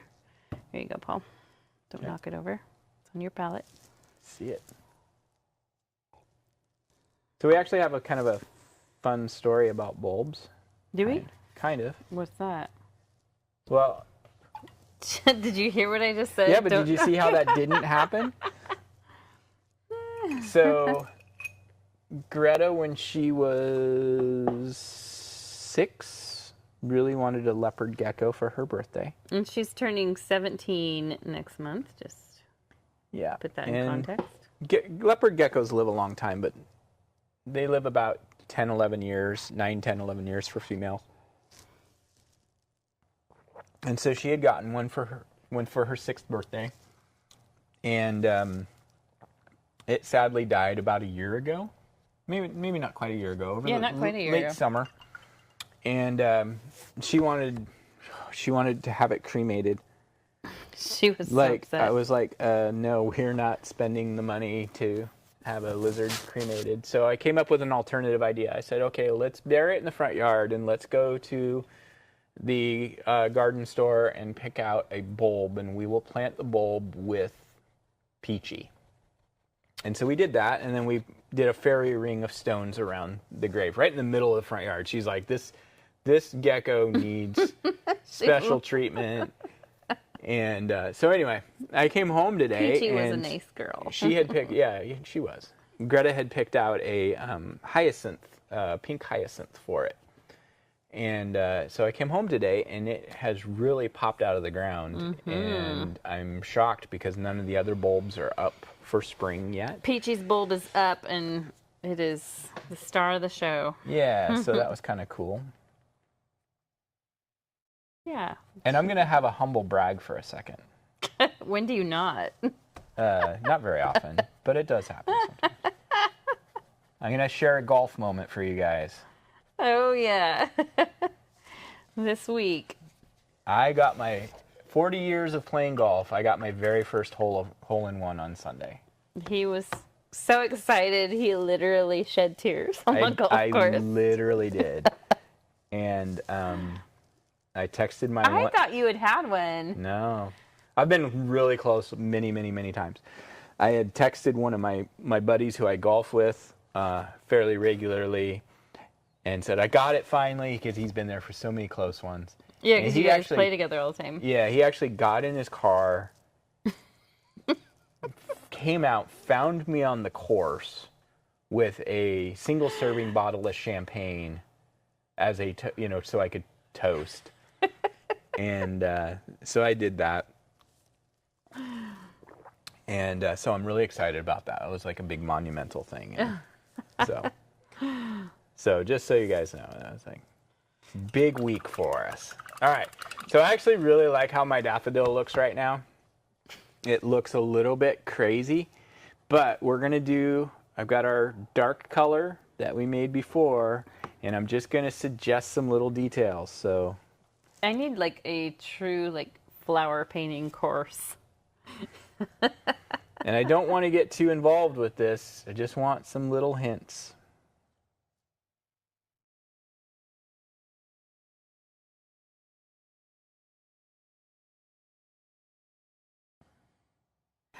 Kim says, I just picked up a gecko from our kitchen floor that was near death and put it outside. I tried to catch it when it was first seen in the house, and it took off into our coat closet. Oh, yeah, they'll do that.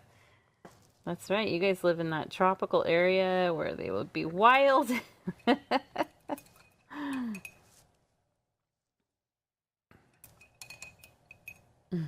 should have trusted me when it had the chance. Yeah, then it wouldn't have tried. Yeah, what's up with that, gecko? Come on. All right, so I do want to add just some little hints of... Just going to add a little bit of green to this really quick here. Make that a little bit more brown. I do want to add some little hints of some streaks here.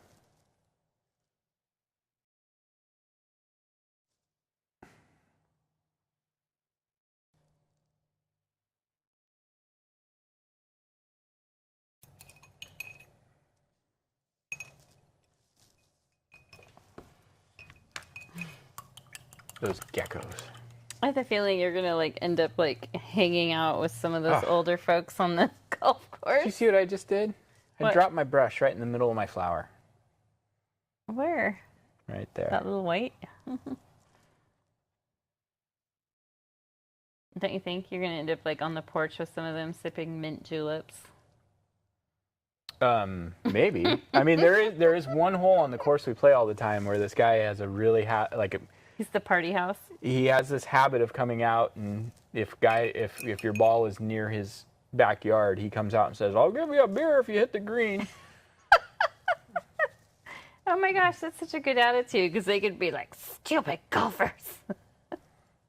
You're wrecking my life.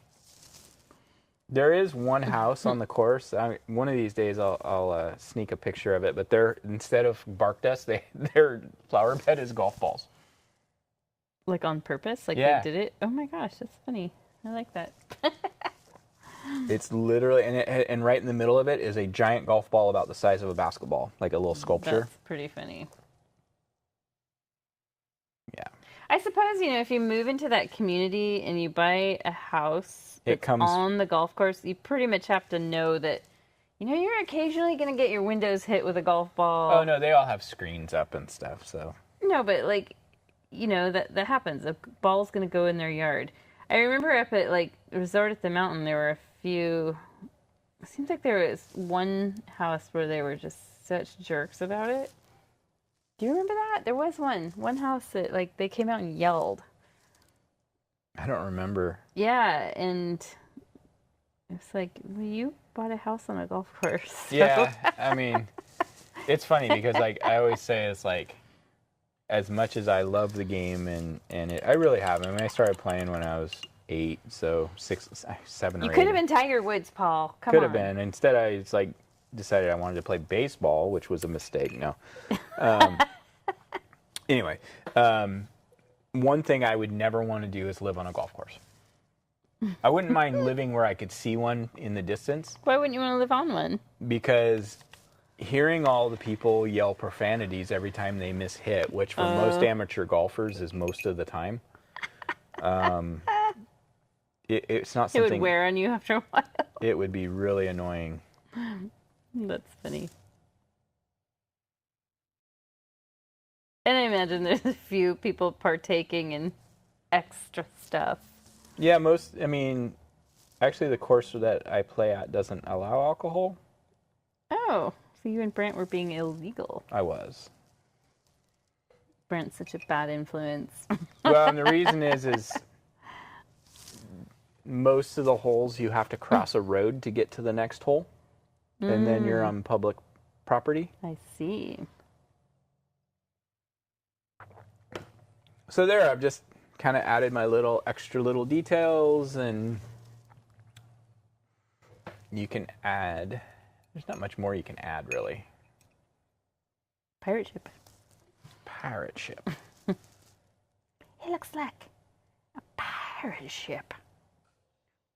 Do you know that Goonies house went up for sale recently? Can you imagine living in that? Yeah, didn't some guy put a bunch of dead fish on the front porch or something like that too recently? Maybe. I didn't hear about that, but... Yeah, there was some guy that in Astoria, which is where Goonies was filmed. He did something at the Goonies house and he got caught on video, and then he went on this stupid little crime spree. I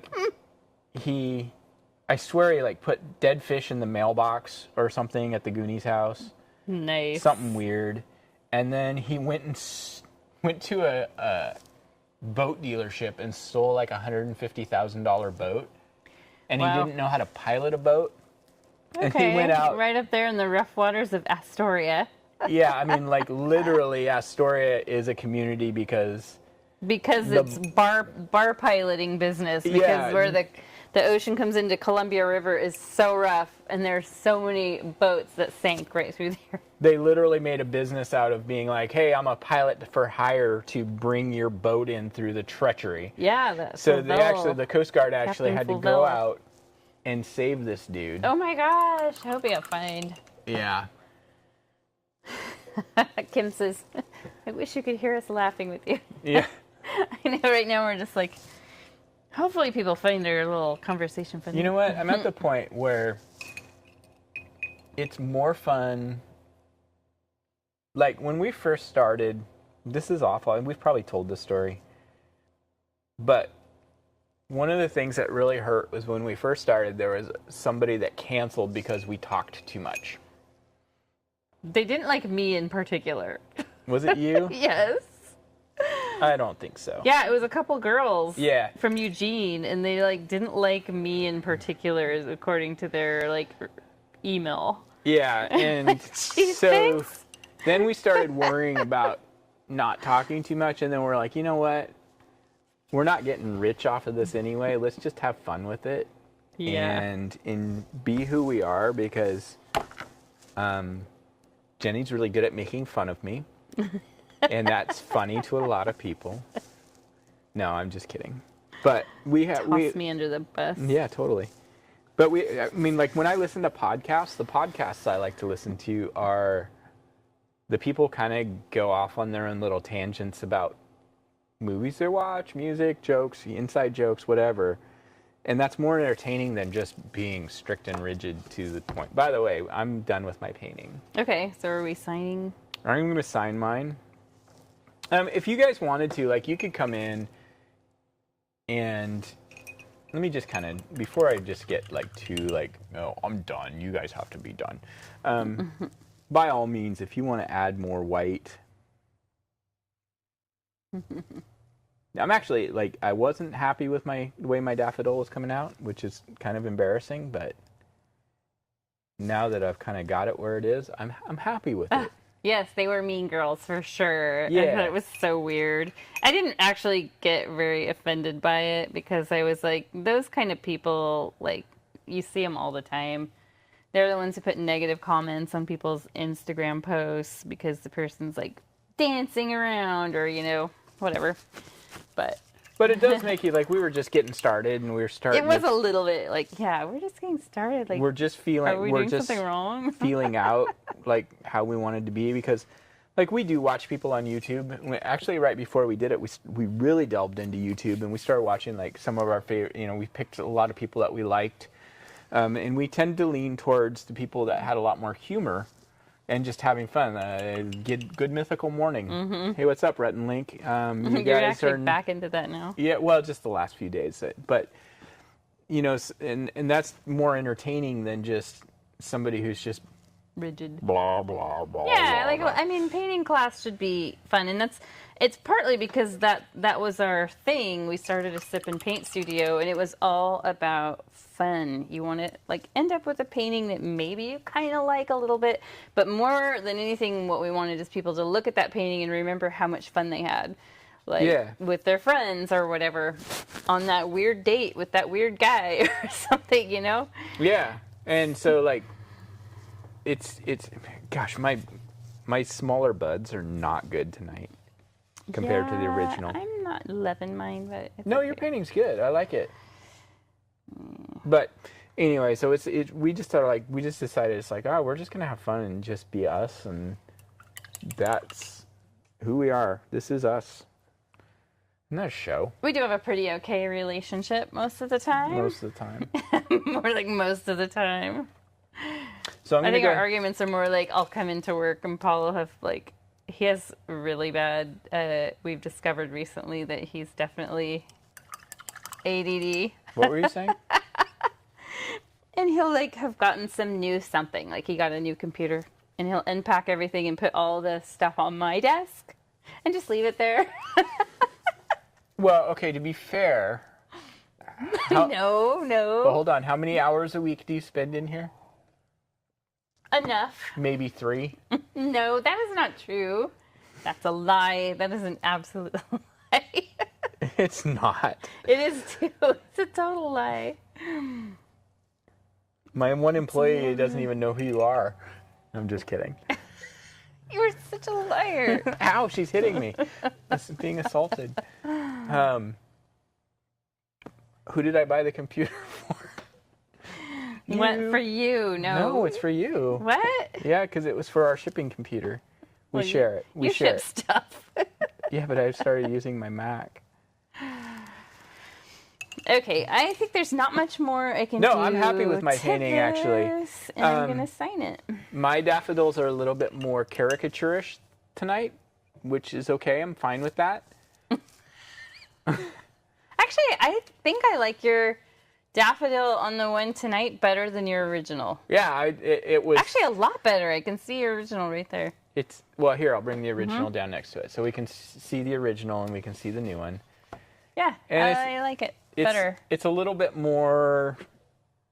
More bigger. More bigger. It's a little bit more,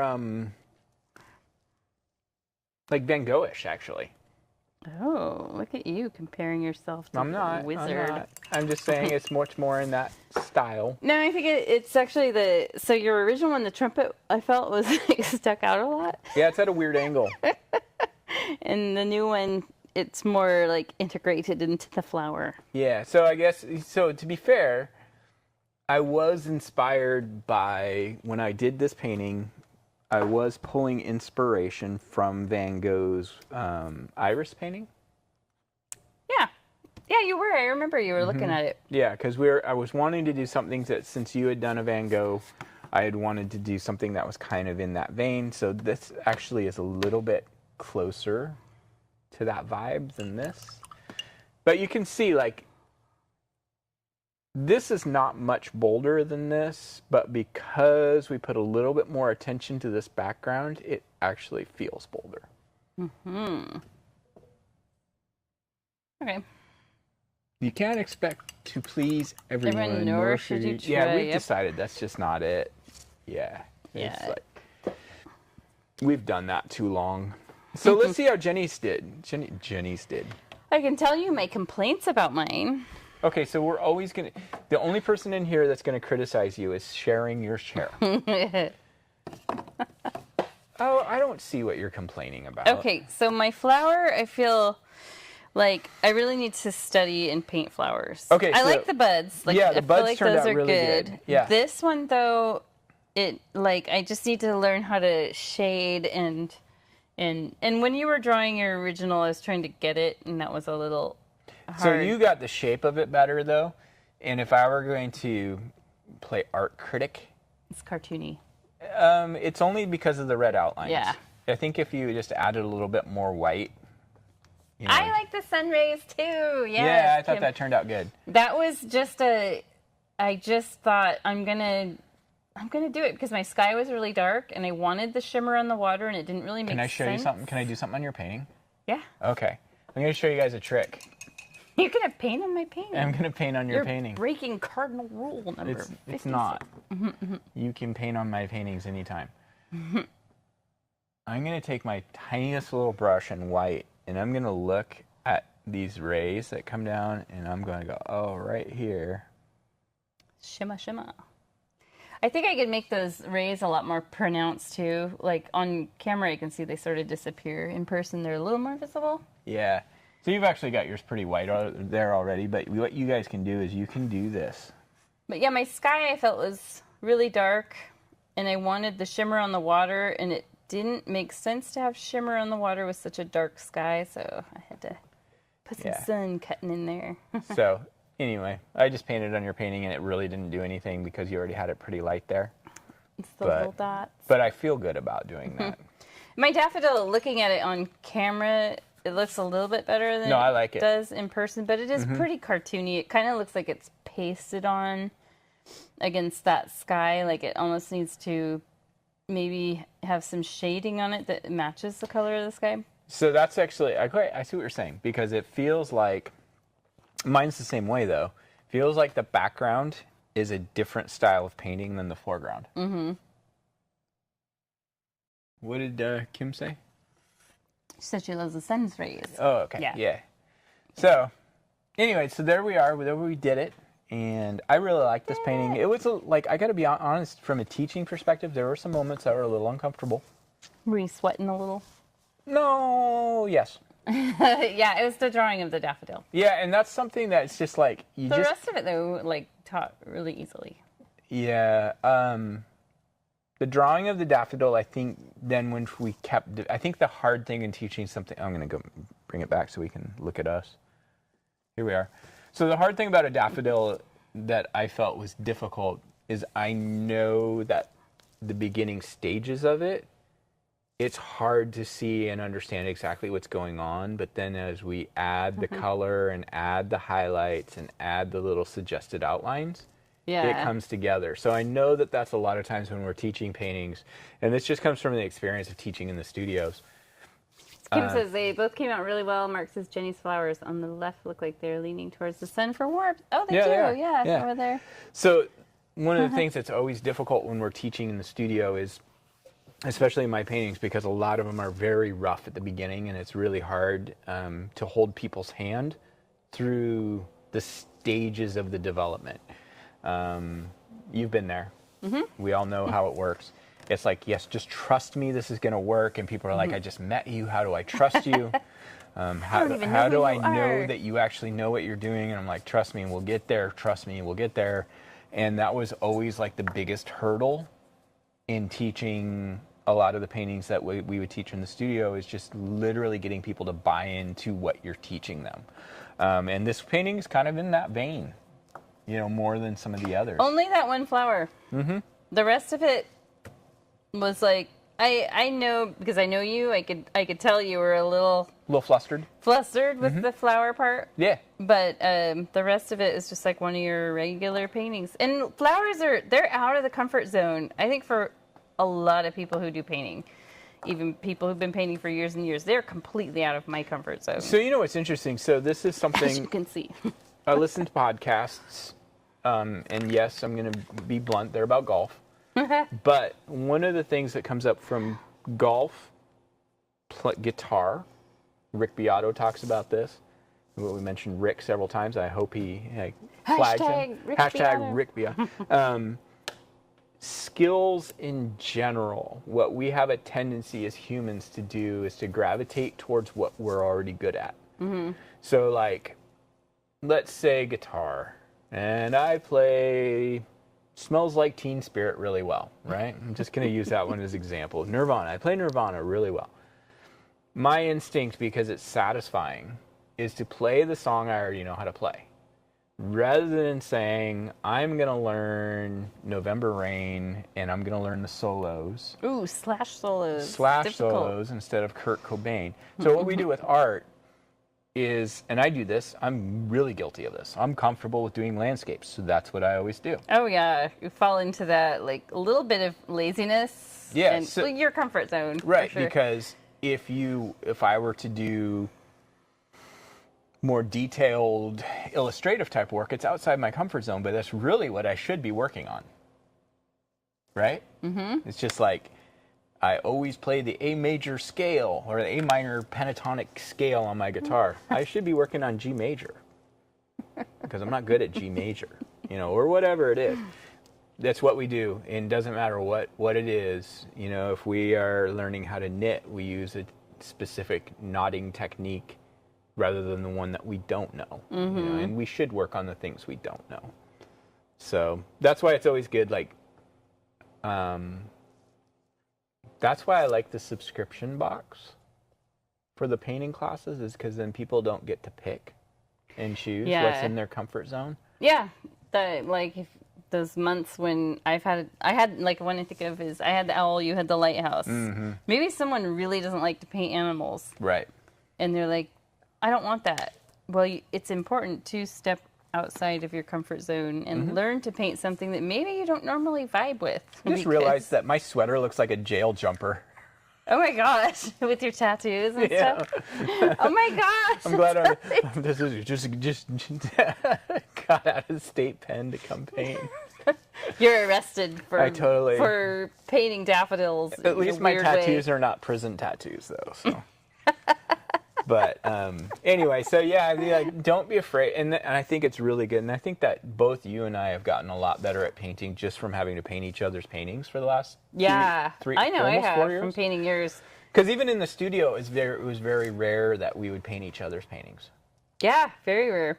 Mm-hmm. Because you would be teaching one night while I was home with the kids and vice versa. Yeah. So, yeah, it's been fun learning, like, you have to do whimsical stuff. And animals from me, and I have to learn how to loosen up and use scratchy brush strokes. And so let me know, like, go into our Facebook group, Go Box Art Crate group, not our business page, but the actual group page. And if you guys are on Facebook, Go Box Art Crate if you guys group page, or leave a comment in here and let me know, like, I'm thinking of going really deep into an Impressionist painting for April, and I've got a week to get it ready. So give us some comments. We let me know. We do best on the last minute stuff. We do. I mean, I function best that way. But let me know if you guys are interested in really doing a deep dive on an Impressionistic painting. Yeah. Yeah. Yep. Because that's where I'm going. Otherwise, I might do. Looking forward to it. We love Impressionism. We love Monet and. I'll even wear my Monet shoes next time. Who are other Impressionist artists? Like, okay, so name some. So we have Monet. You're the one who took history of Western art. I know. I'm just thinking around that time period. Who else was? I'm drawing a blank. Doing a lot of Impressionism.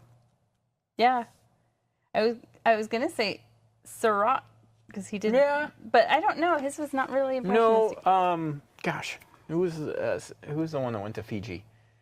Oh, Gauguin. Gauguin was kind of impressionistic, but he was kind of like Van Gogh in the post-impressionism. Yeah, yeah. In fact, they lived together for a while.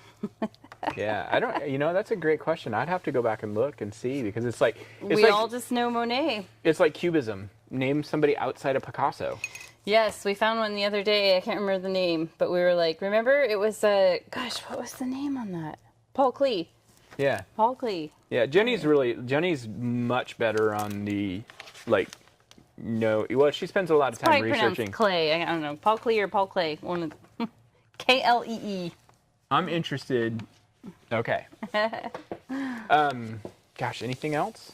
It's going to be a month. It's going to be like 3 weeks. Oh, what week are we going to be doing?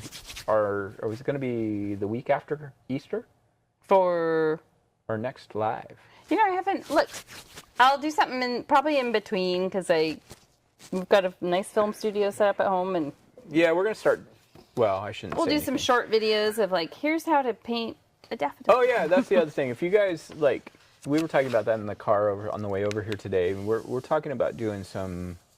I did one where it just to like kind of a deeper dive into how to do fir trees. Mm-hmm. We did that. I did that really early on, like right after we first started doing the classes. I think it was even before COVID kicked in. Mm-hmm.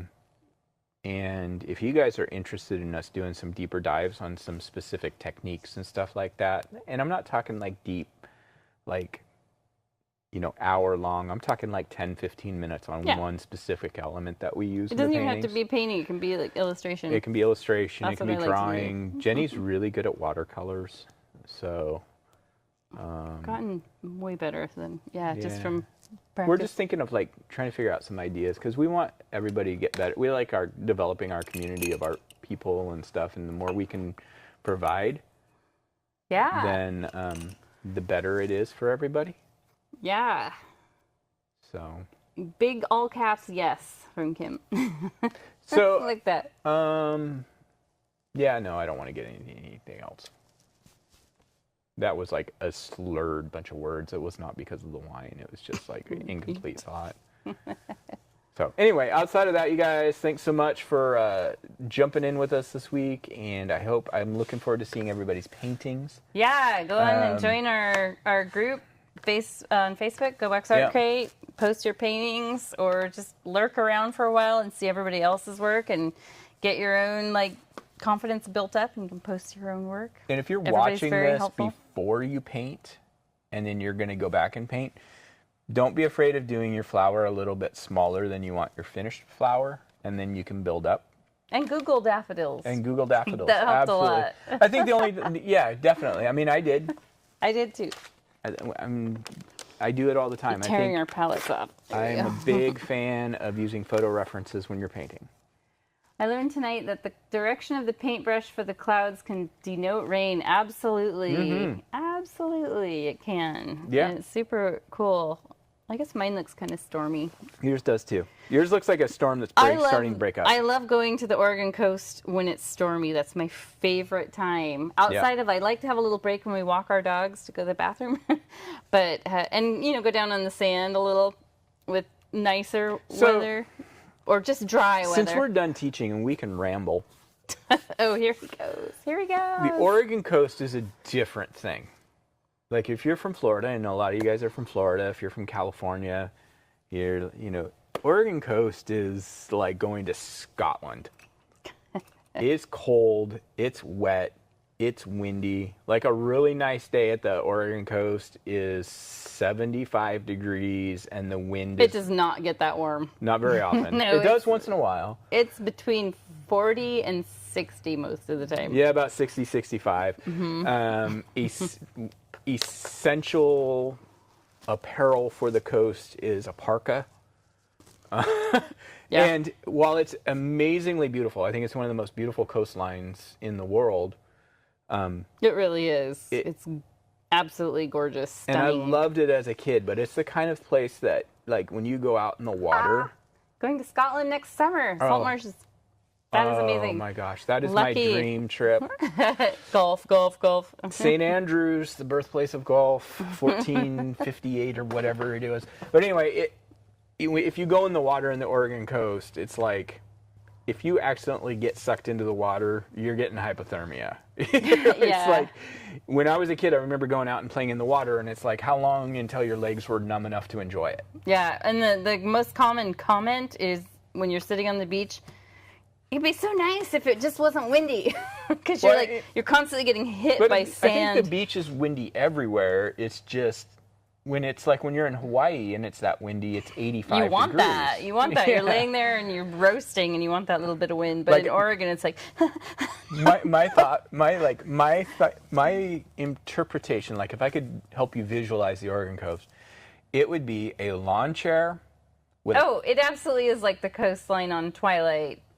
Oh yeah, I mean fact, it's the same. Actually, that coastline is actually, it's exactly the same. A lot of Twilight was filmed in Oregon. Yeah, so. but yeah, a lot of it was filmed in the gorge. But yeah, it is. It's exactly like that. Except for it's colder than they make it seem in the movie. No, when they're like on La Push Beach, it seems really cold. Yeah, I mean it's a parka and a wool blanket and a beach chair and a fire. Yeah.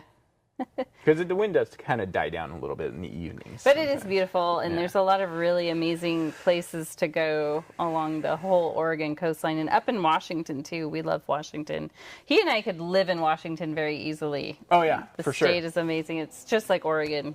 I think the Puget Sound would be... I'd love that. Yeah, there's Whidbey Island. We've San Juan vacationed up there. Islands? Yeah, amazing. Yeah. Amazing area. So if you ever are heading up to the Northwest and you want to have a really nice surprise trip, not Whidbey, but the San Juans, because there's a weird little climate pocket where if you get out on the San Juans, it's protected by Vancouver Island, which is where Victoria, BC is and stuff. So it kind of keeps the storms from the Pacific out. And so it's actually fairly dry. It's a little bit warmer and it's not quite as windy. So they do get, on the San Juans, they do get days in the upper 70s and 80s quite a bit in the summertime without a ton of wind. And it's kind of like a hidden little secret because everybody thinks, oh, it's the Pacific Northwest, it's cold and windy. But no, the San Juans are just amazing. They're just kind of nestled in this little protected pocket. And they're amazing. Bellingham is cool. Yeah, Bellingham is cool. We love Whidbey Island. I could live in Whidbey Island in a heartbeat. Yeah. And, in fact, we've always said we retire there. yeah, anywhere along. But we've also mentioned a lot of different places. We'll retire there. We'll retire there. The nice thing, so I like fishing and crabbing and stuff like that. And the nice thing about Puget Sound area is you can go do all of that without being in the open ocean. So you can go catch ocean fish without being in the open ocean. You're protected, and you're usually pretty close to land. So if you had troubles with your boat. And the whales migrate through Puget Sound too, so you do get the killer whales and the orcas, I should say. Orcas are out there quite a bit, and the gray whales do move in through the sound as well. So, yeah, it's amazing. It's just different. I think all coastlines are amazing and different in their own way. Mm-hmm. So, is there a boring coastline anywhere? No, there can't be. No, there can't be.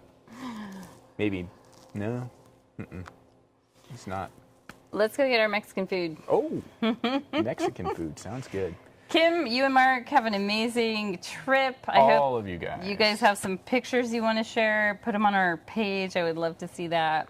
And if you guys are happy anniversary. That's so cool. 35 years. Absolutely. And this is kind of late, but if you guys are working through the painting and you get stuck and you get to this point, it's like, you can pause it and go on to Facebook group and ask questions, and I'll try to keep an eye on that over the next week or so. Yeah. So we're going to sign out. We will see you guys next time. We'll post our paintings that will be ready soon. The new ones? Oh, the new ones. You didn't do the dual picture last week. I forgot. We'll do a dual picture tonight. All right. We'll see you guys later. Enjoy. Spring break here in Oregon is this week. I don't know if it is for you guys. And it snowed today, so. Enjoy the remainder of March. Yep. And we will see you next month, or if we don't see you before. So, see you later. Thanks again. GoBox Art Crate, gobox.com. Check us out and have fun learning how to paint. Now we're rambling. Bye.